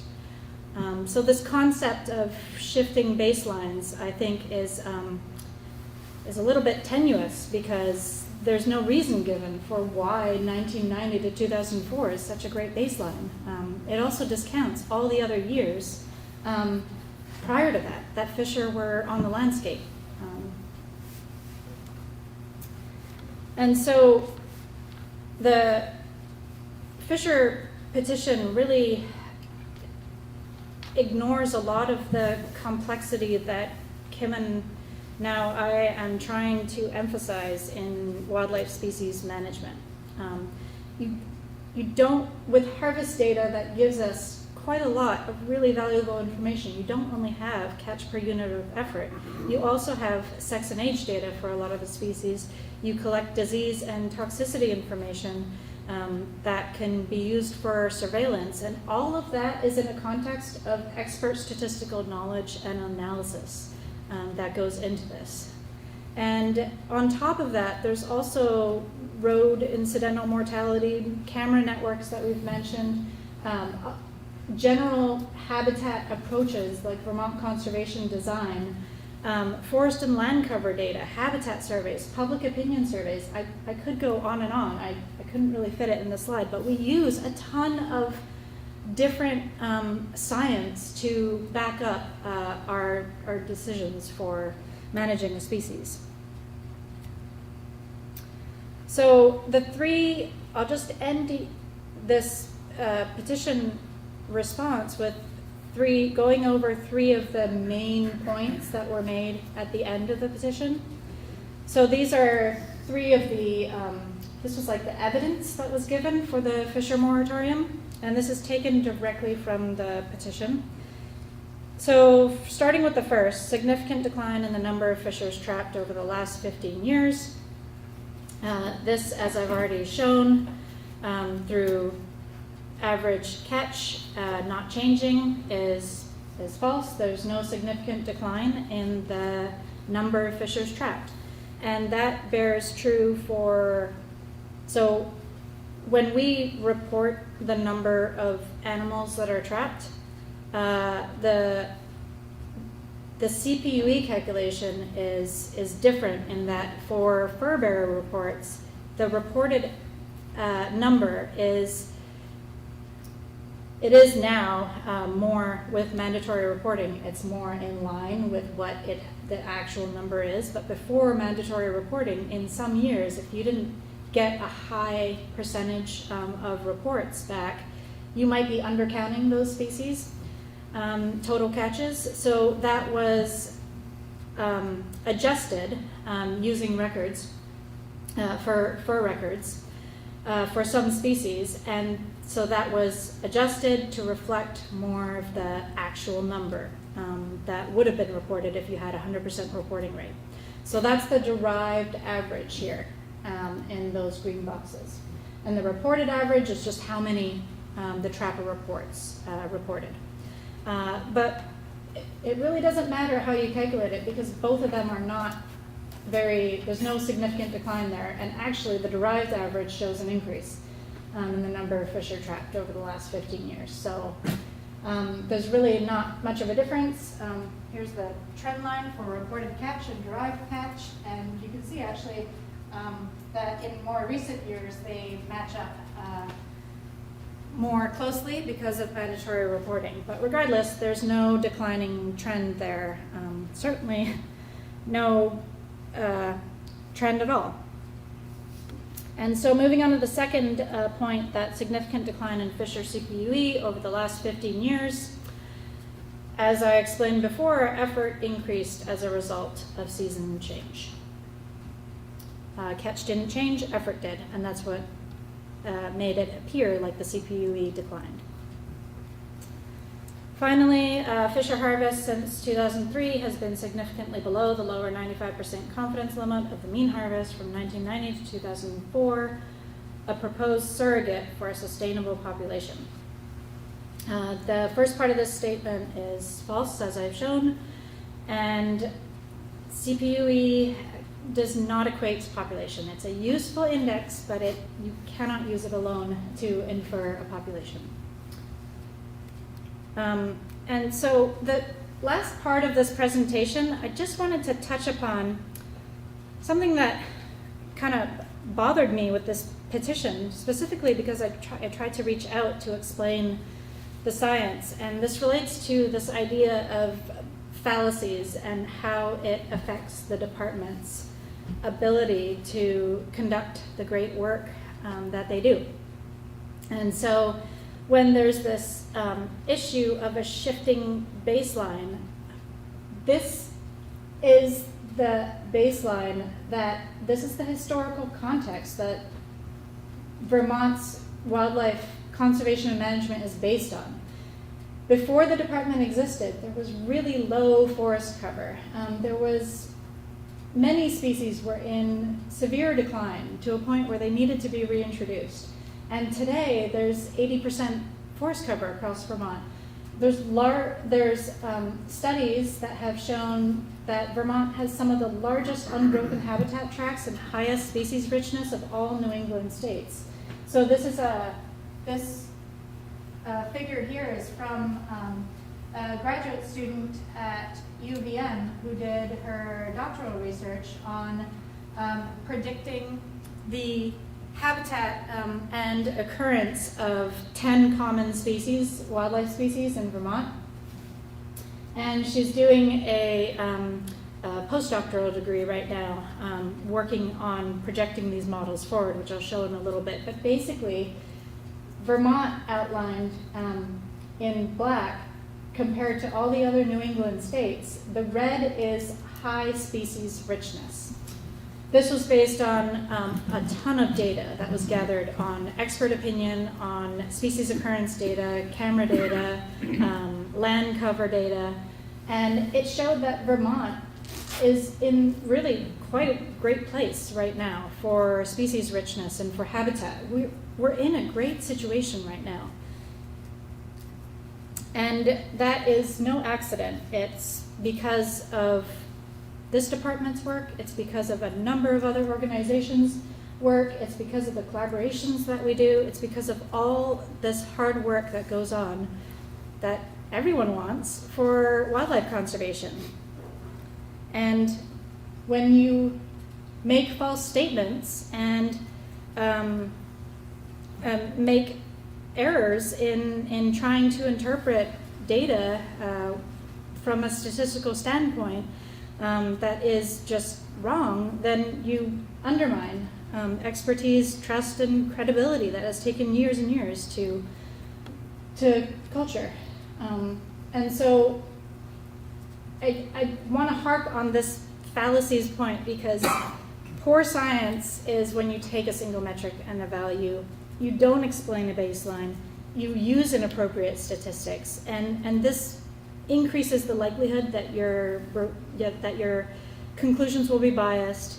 It basically just manipulates data to support an opinion, and it doesn't account for all the other indices and data and threats that you have to incorporate for wildlife management. But most of all, it dilutes the value of science, and that's what probably bothers me the most about this particular petition, is that it flies in the face of good science. And as a biometrician and a scientist, I've always loved animals from a very, very young age, but I was always fascinated in the why. I always wanted to understand the answer of why something was the way it was. And so I've always been a huge proponent of using the best available science and using the best methods, and diluting the value of science does nothing to help wildlife conservation. A quote by a scientist, Eugenie Clark, she was in the medical field. She said once that we ignore public understanding of science at our own peril. And I think that's why you've heard from Kim about all the hard work that we do to try to engage the public. It's so important that the public has a good understanding of what we do, of wildlife management and science, because otherwise you risk getting quotes like science-based wildlife management requires no special training. Well, it does, and science-based wildlife management is simple, and it's not. And wildlife scientists put their personal values first. Well, they don't, and wildlife scientists can't be trusted, and they obviously can, but you risk all that if you don't really work hard to connect people with the land and have them understand what you do. And so I just wanted to end here with emphasizing that this is where we're at right now. Vermont Fish and Wildlife conserves and protects hundreds of thousands of acres of land. It also conserves many animal and plant threatened and endangered species, in addition to the species that it manages. And it's involved in not just wildlife recovery, but habitat and fish as well. And science fallacies put all this at risk. And I wanted to end here with the follow-up to that graduate student, Sky Pierman Gilman et al., that figure I put up before that showed the wildlife species diversity in Vermont. This is from a follow-up paper to that, where she predicted, based on different scenarios moving forward in the next 50 to 100 years, what New England would be facing depending on different scenarios of development and climate change moving forward. And so under all these scenarios, I just want to point out that this top one is our current situation. All the rest are future projections. And look at that red. That red indicates species diversity, the high species diversity that we have right now. Under any scenario, any future scenario, we stand to lose that. That's really scary. So we really need to keep working at conserving species and their habitat. It's so important, and we can't do that if science is constantly being attacked and diluted. And so I just wanted to end by showing that and the important work that is at stake here. Thank you. Are there any questions for Katie? I didn't already ask him earlier, but I'm not sure everyone else heard it, and I thought it might be somewhat beneficial. But the part of that petition, there was a reference to the livers from the fishers that were sent for testing, and they're basically asking for a moratorium on trapping.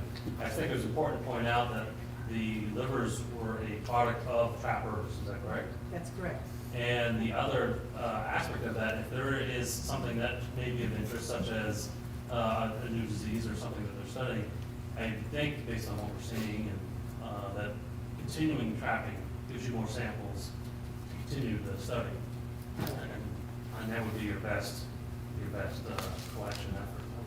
It's allowed us to collect on a whole host of diseases and toxins that would have been a lot more challenging to actually collect that kind of information if we had to ask for volunteers to, send them in. Well, let's move back up front for further discussion.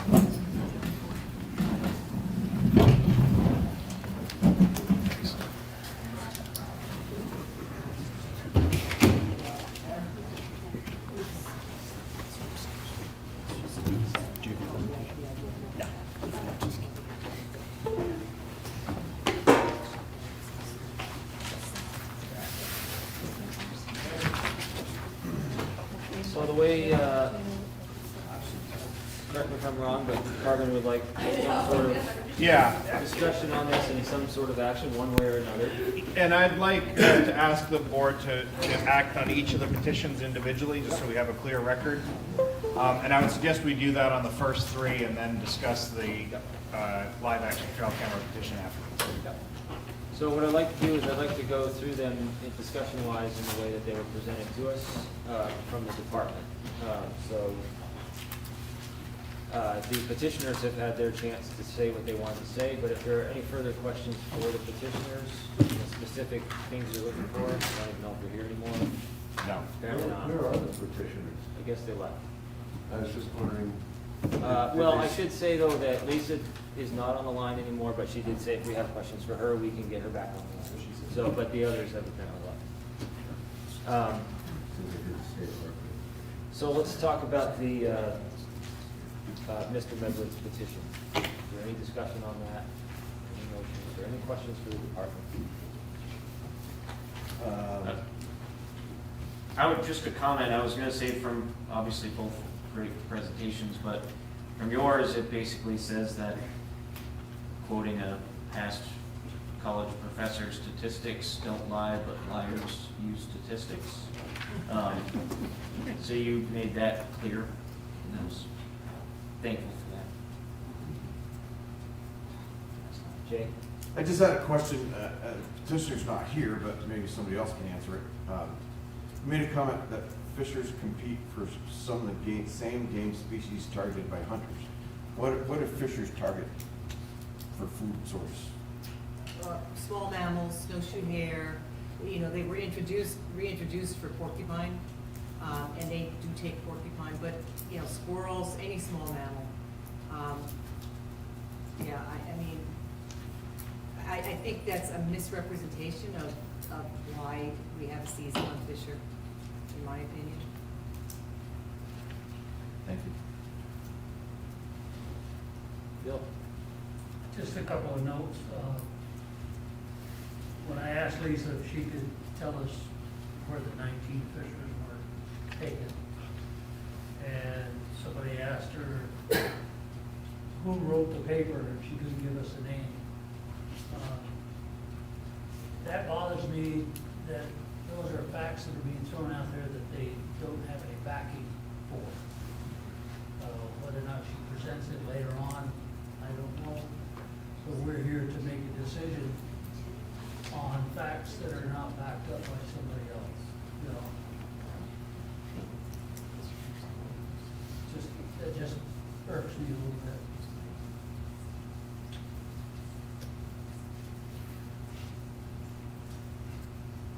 The only comment I had about Kim's presentation was that I kind of disagreed with her statement that trapping has no bearing on non-hunters' ability to access and enjoy wildlife. And I think that that's vastly understating the value of trapping, personally, because I think that it has incredibly enhanced their ability to enjoy that. But perhaps we were just being too humble, but that was my take on that. I think that if it wasn't for trappers, or hunters or fishers, to bring back a lot of these species, they wouldn't be around for people to enjoy. So that's my only comment on that. Is there a motion? And this is on the This is on petition Mr. to Medley's. suspend trapping seasons? Yes, Mr. Medley's petition. Well, the first one. It's, Moratorium on fisher trap. well, I brought it up, we were gonna do it in the way that Kim presented. So she responded to Walter's first. Sorry about Which that. one is that? Petition to suspend trapping seasons. That was with the 10 findings. Okay, yeah. I'd like to make a motion that we reject that petition. I second. Okay, so we have Brian to deny the petition, and that sounded like Marty. Is that Marty? Yeah.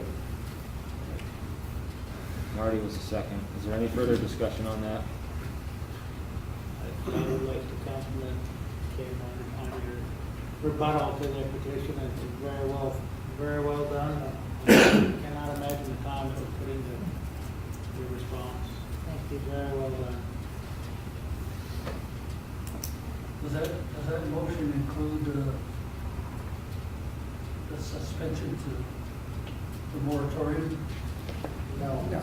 This is just the motion on just the one petition that was presented by Walter Midwood. The second one listed on your agenda, petition to close trapping season, and petition to suspend trapping. Okay. Yeah. And so a yes vote would be to deny it. That's correct. There was, for clarification, there was two aspects of that petition. Yeah. Was to close the trapping season, and then and also asked for closing harvest of red and gray fly. They named about 6 species. He did not name all the fur bears in the state. So that's what you're denying. You want to make it clear that you're denying both aspects of that petition. That's correct. Yep. Okay. The entire packet we got from him. There's no more discussion, so I will go around the horn here. A yes would be to deny that petition in its entirety as it was given to us. A no would be obviously the opposite. So Brian Bailey. Yes. Mike Bancroft? Yes. I'm a yes. Wendy Butler? Yes. Brad and Dave are not here. Mike Colson? Yes. He's not here. Brian McCarthy? Yes. Dave Roblar? Yes. Jay Sweeney? Yes. Marty Van Buren? Yes. Bill Pickens? Yes. All right, that petition is denied.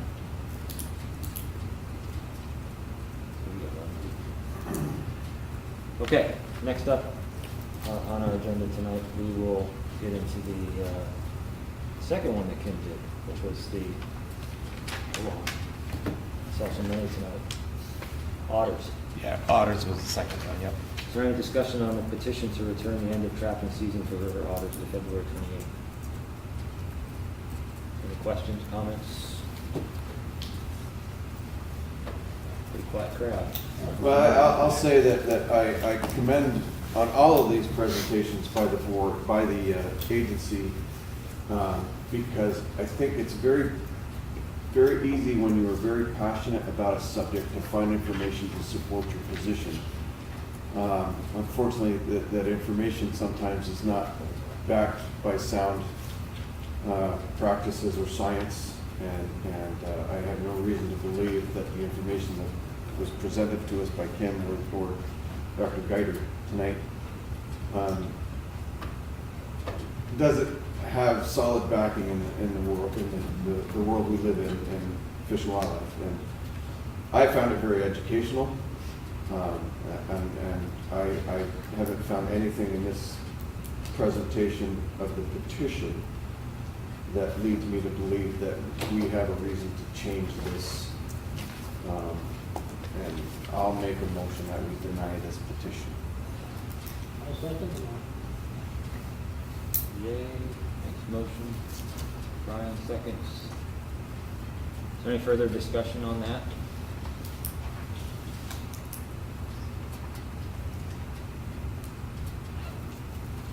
It was an interesting presentation. It was, I mean, I will say it was interesting to follow up with the change that happened, 4 years ago and see what has resulted from that. Yeah. But it was also encouraging to see that I think populations are still just fine. So,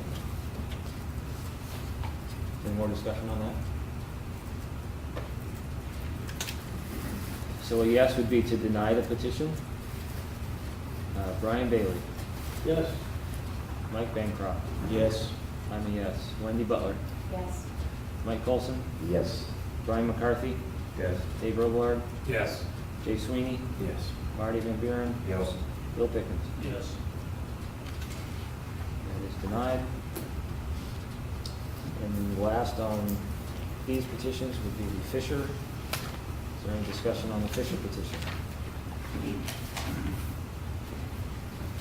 I'd just like to say that in reading that and having weighed it in light of further education received tonight, that there was no compelling evidence whatsoever that bird practices are detrimental to the abundance or health of the wildlife. And I can't see support for that petition. Bill. This is not scientific, this is just a dumb trapper doing his thing. I've been trapping the same trap line since about late 1970s. And myself and my partner's catch for Fisher has gone up or down by 4 fishers per year over that time period. And we normally trap from December 1st to about the 16th or 17th of December, and then we quit because we've got all the fisher that we want to catch. And last 3 years, we have averaged 18 fisher a year off that trap line. I can't see that we're fisher population is declining. Not in that area. But I don't live in downtown Burlington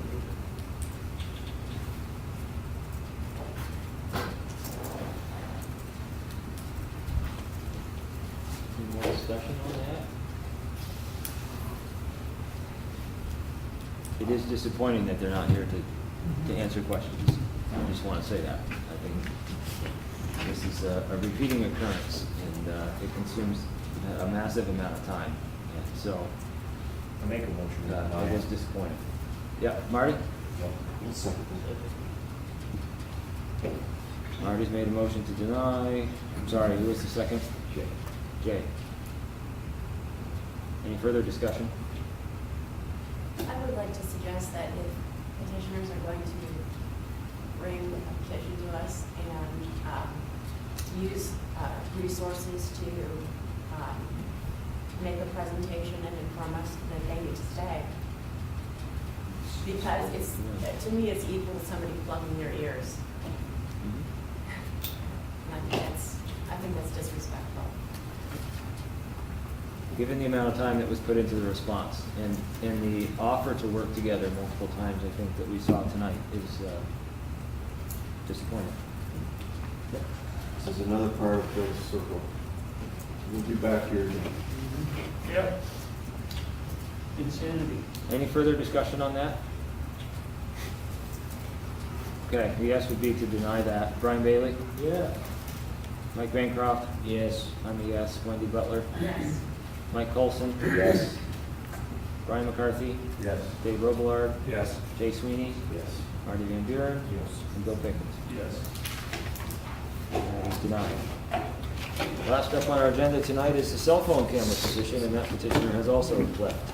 So that's my part, and I won't give you a scientific response, as you saw from the biologist earlier, for two reasons. One is I'm not capable, and the second is this petition is really not a biological question either way. It's not necessary to use cell phone cameras for the management of species and for successful hunting. It's also not having any impact on harvest and population aspects of the population by increasing harvest. So this is really a social question. I thought that the petitioner made an interesting and important point when he referenced the breadth of technological change, and I think that you will see and recognize that the technological changes that have happened in hunting are just as broad as they are in other aspects of our lives and aren't restricted to cell phone game cameras.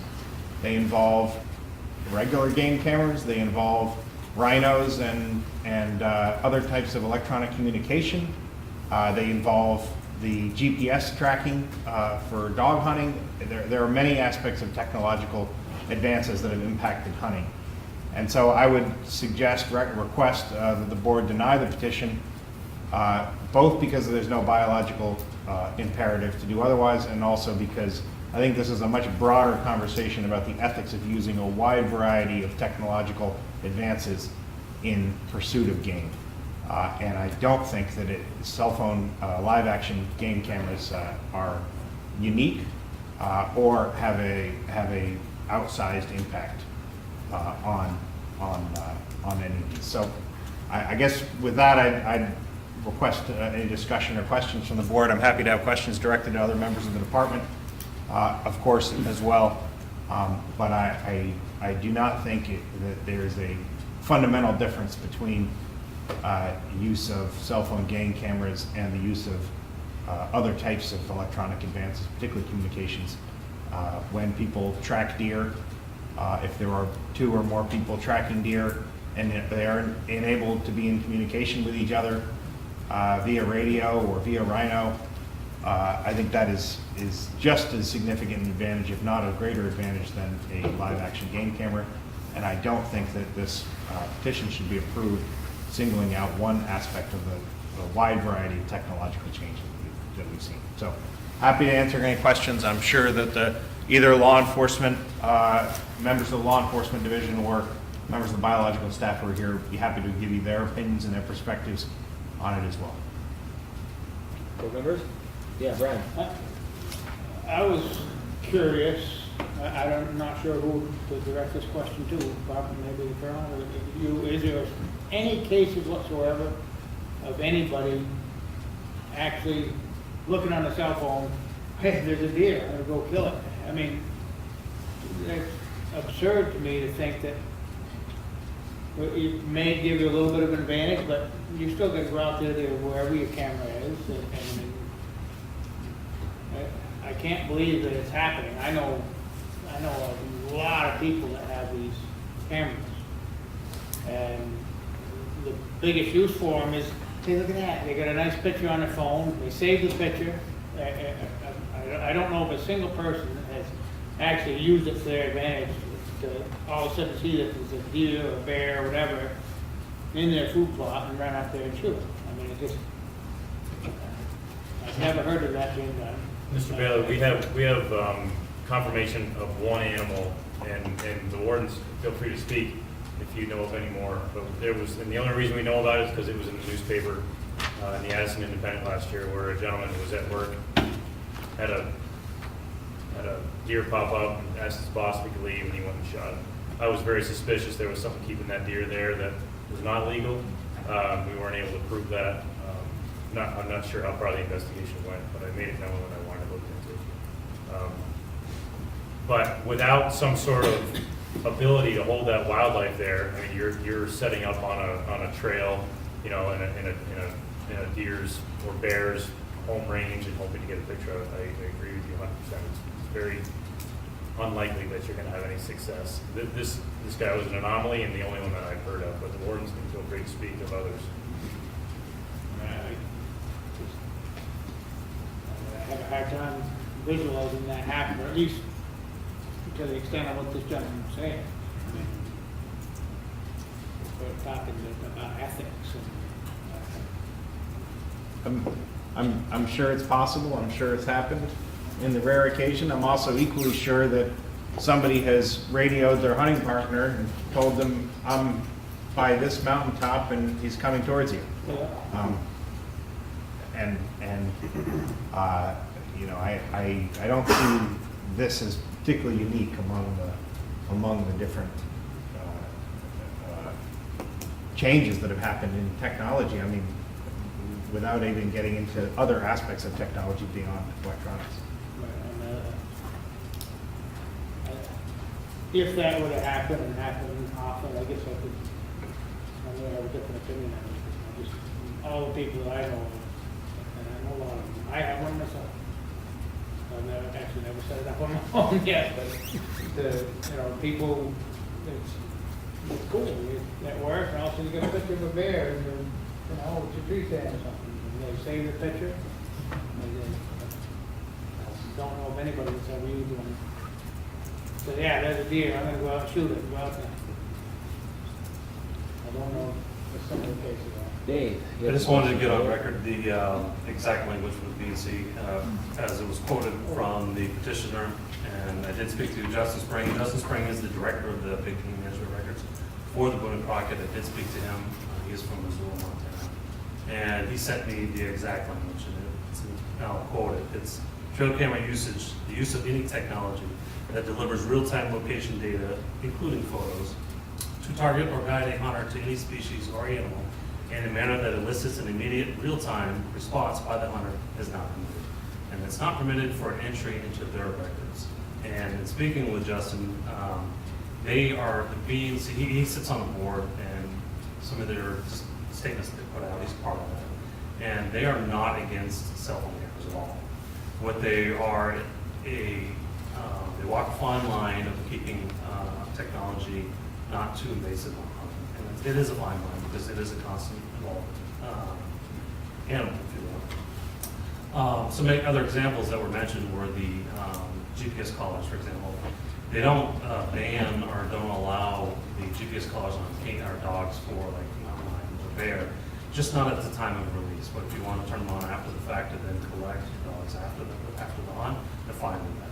So that's where their stance is, but they're not out advocating for the ban and state laws to actually prohibit them. In regards to Arizona, I mentioned it briefly earlier to the petitioner. Arizona banned them because they're dealing with water table issues on public lands. It's concentrating the animals, and the Fish and Wildlife were concerned on their ability to manage the wildlife. So Boone and Crockett did make a statement that they did support the ban on those cameras in that state, only because it was having a management effect. And that is their stance. If any technology, it doesn't just have to be cameras, if it's having an effect on the management of a game animal, they do stand behind the banning of that technology, whatever it may be.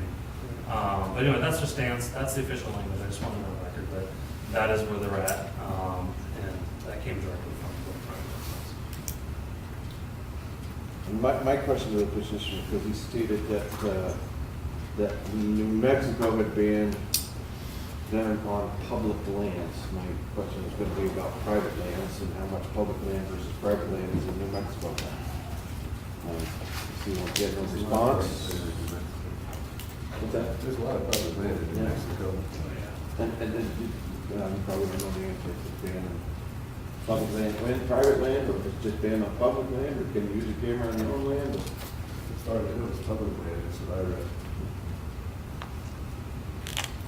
Actually, I think when we messed with it, it's paying traffic.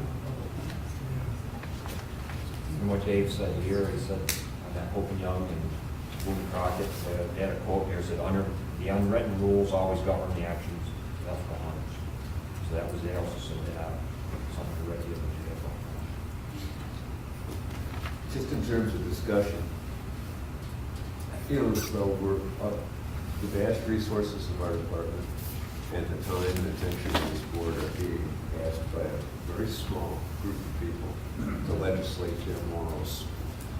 And I don't think that's our job. I think our job is to provide fish and wildlife for the enjoyment of all.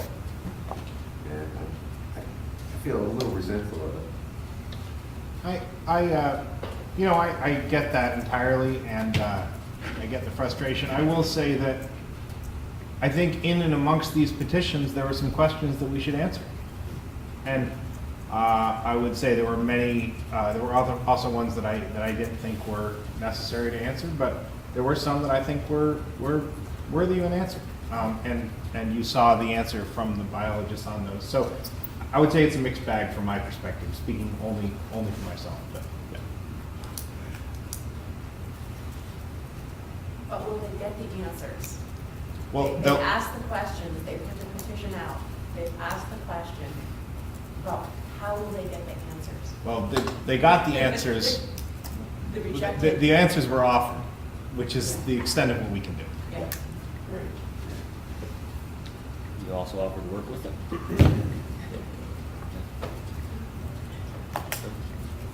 Any further discussion? Any motion?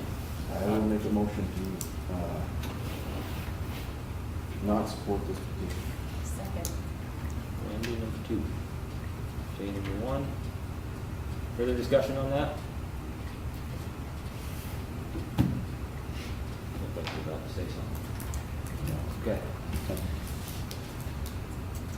Not hearing anything, we're gonna go through this. So a yes would be to deny this the petition to ban live action trail cameras. Brian Bailey. Yes. Mike Bancroft. Yes. I'm a yes. Wendy Butler. Yes. Mike Colson. Yes. Brian McCarthy. Yes. Dave Robillard. Yes. Jay Sweeney. Yes. Marty Van Buren. Yes. Bill Pickens. Oh, yes. Okay, also does not pass. Before we move on, Commissioner, many thanks again to everybody involved. It was obviously a big effort, so very appreciative. And as I always say, when discussion is short, that's usually because it was a pretty definitive response. So appreciate that very much. And your efforts were not wasted, because I learned a lot.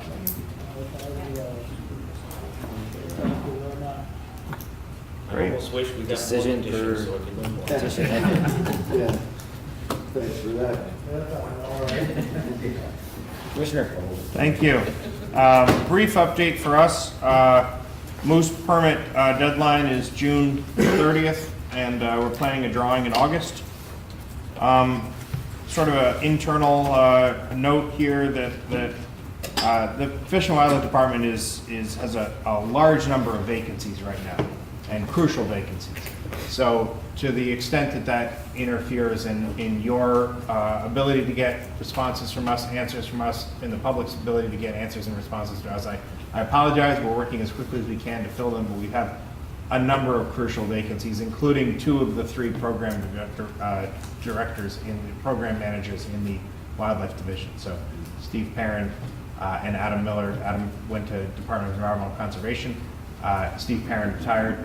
So 2 of Mark's 3 lieutenants are vacant right now. In addition, there's several other important vacancies in the wildlife division, and a couple in education outreach, a couple in the warden force. So we're a little bit shorthanded right now, but working on filling those.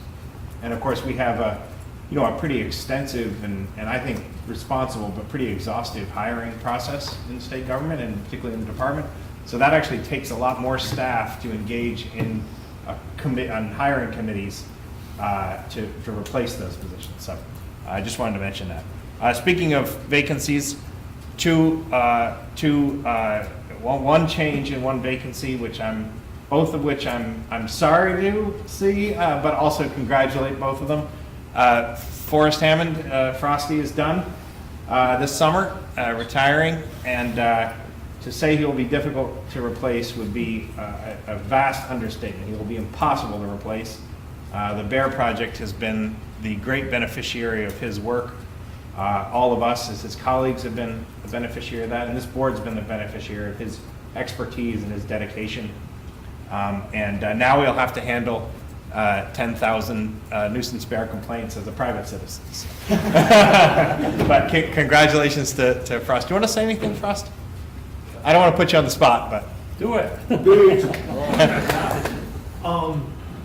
Just how much I've enjoyed working for the department and very been proud to, including been involved with the board the time I've come before the board. I've been impressed with a lot of the people there and a lot of the folks that become friends through the years and working with that as well. So it's bittersweet leaving, but I'm looking forward to other chapters and there's a lot of things I want to do. So Congratulations. Congratulations. You want to add anything, Mark, or are you good? Oh, man, this guy's not going to be replaceable. No, he's not. I'm sweating bullets right now. The others, we can fill in for other people, including myself, and I'm Frost.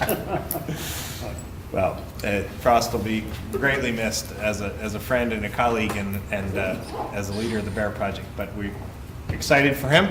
The other change is Will Duane, who's been my assistant for 3 years now, is going to go and replace Jane Lazorchek as the head of our land acquisitions effort.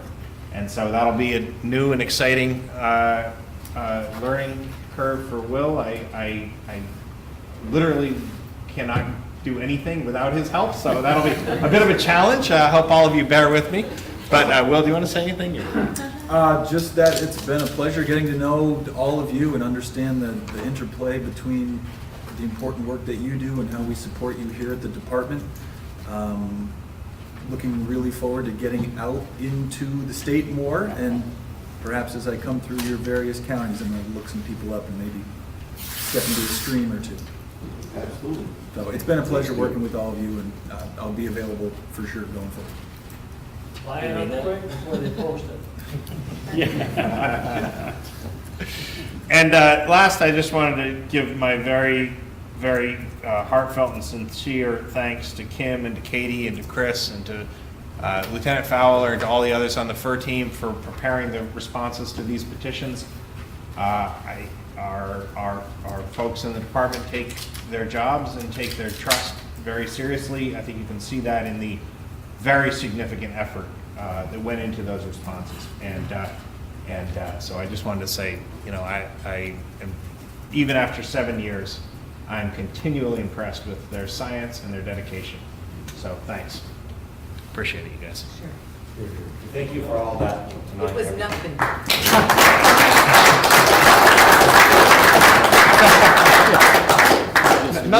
Nothing a few dozen hours for half a dozen people can't do. Yeah, I know.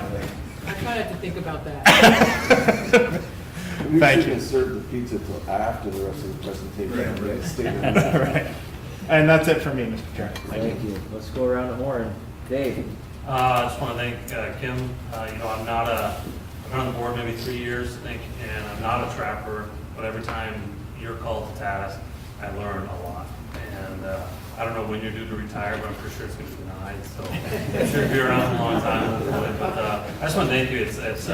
I enjoy wildlife, and again, I don't trap, but I learn a lot about some species that I don't really target. It's great. It's a great class to be a part of, and you make it learning fantastic. Oh. As far as the math goes, yeah, you're over my head a little bit on the math and doc, but it's great because it's clear you know your stuff, and it's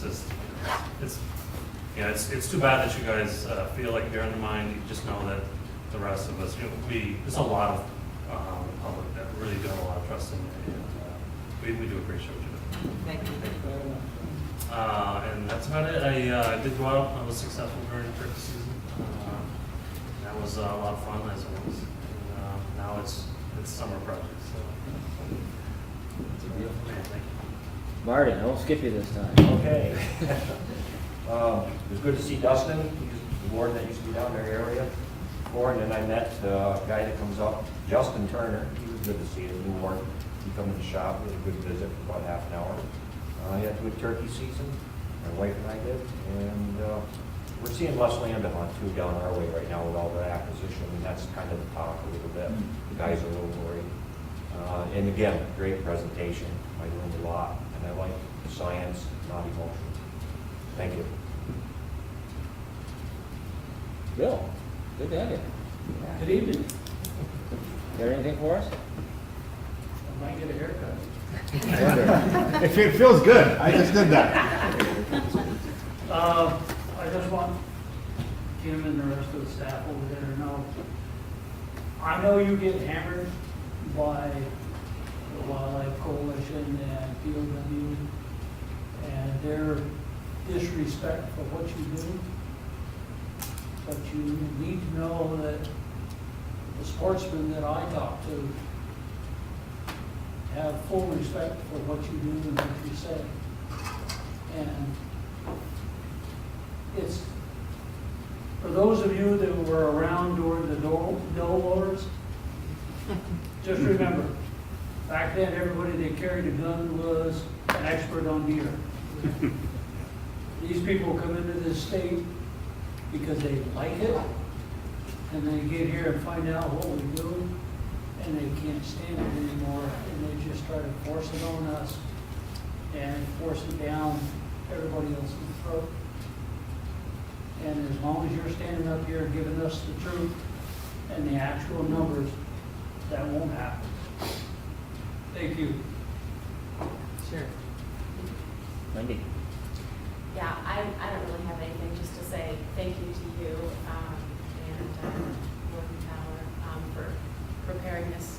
I always learn a lot, and I'm always inspired by what I learn here and encouraged. And I think that when you look at the survey that was done, was it 2015, where the approval, you know, this is a small number of people who are being very, very loud, but the approval is there among Vermonters for what we do. And so we just have to remember that and keep going. Thank you.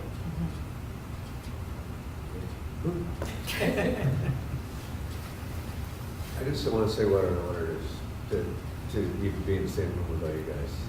You're a hell of a team. And we all respect you dramatically. We talk about it all the time. So thank you for doing what you do and supporting what we're trying to do. Katie and Kim, good job. I'm 15 minutes past my bedtime.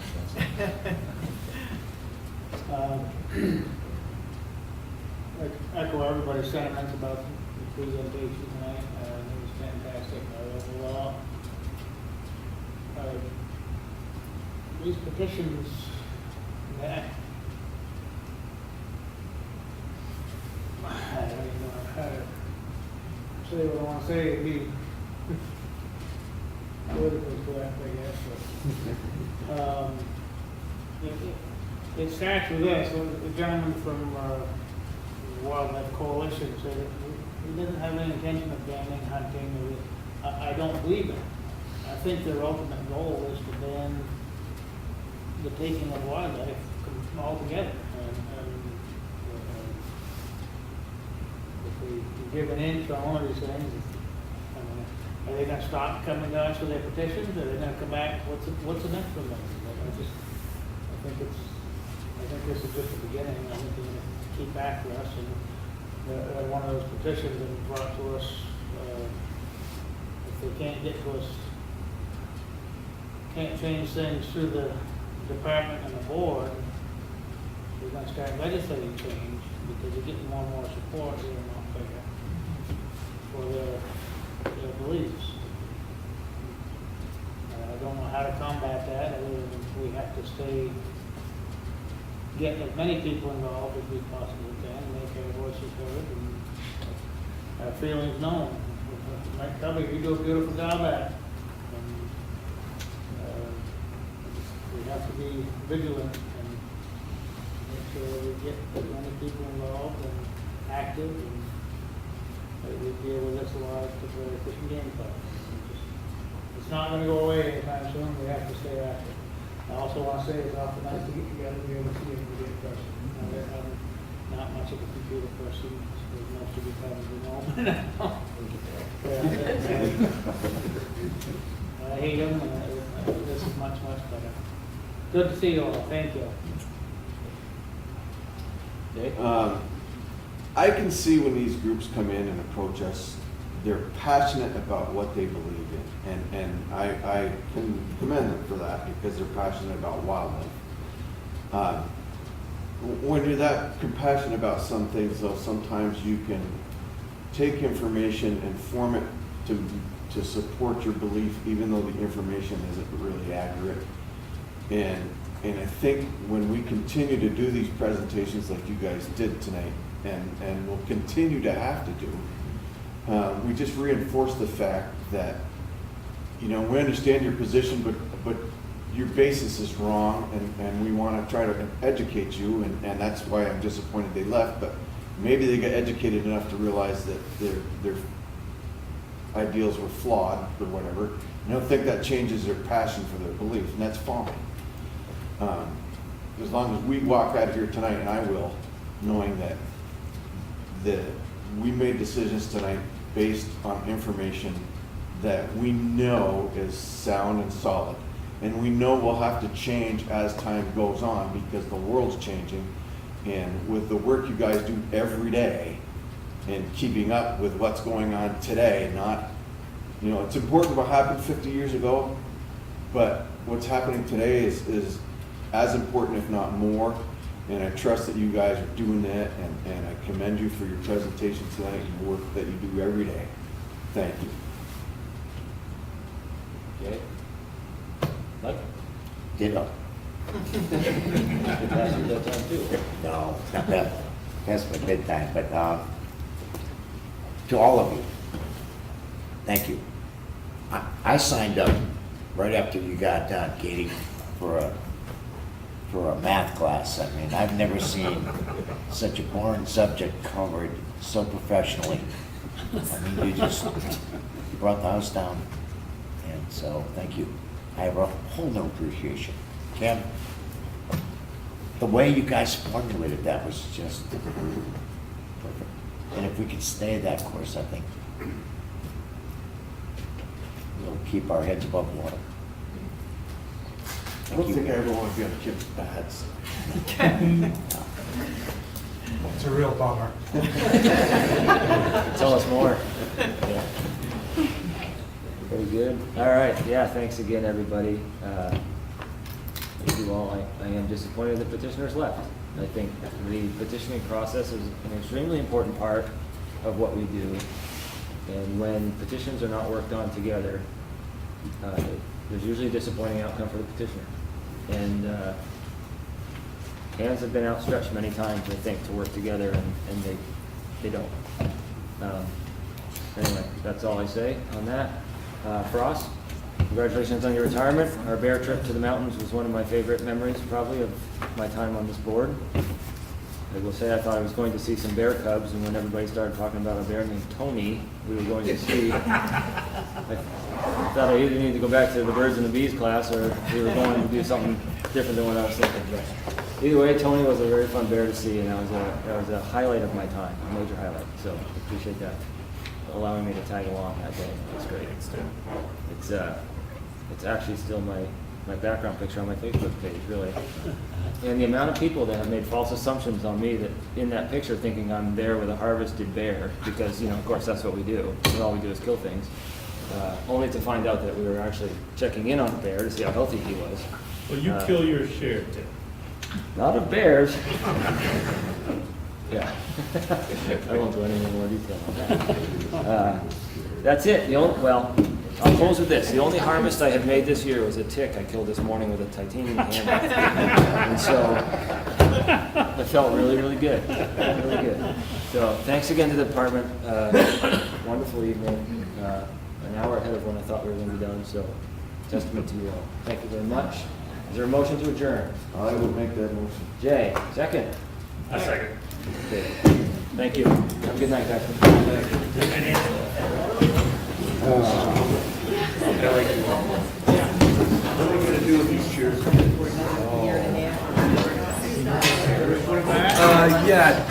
Chairs and tables just against the wall on that side.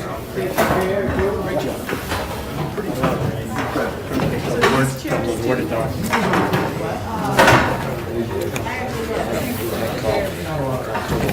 Sisters. Oh, thank you. Yeah. Is this one yours as well? No.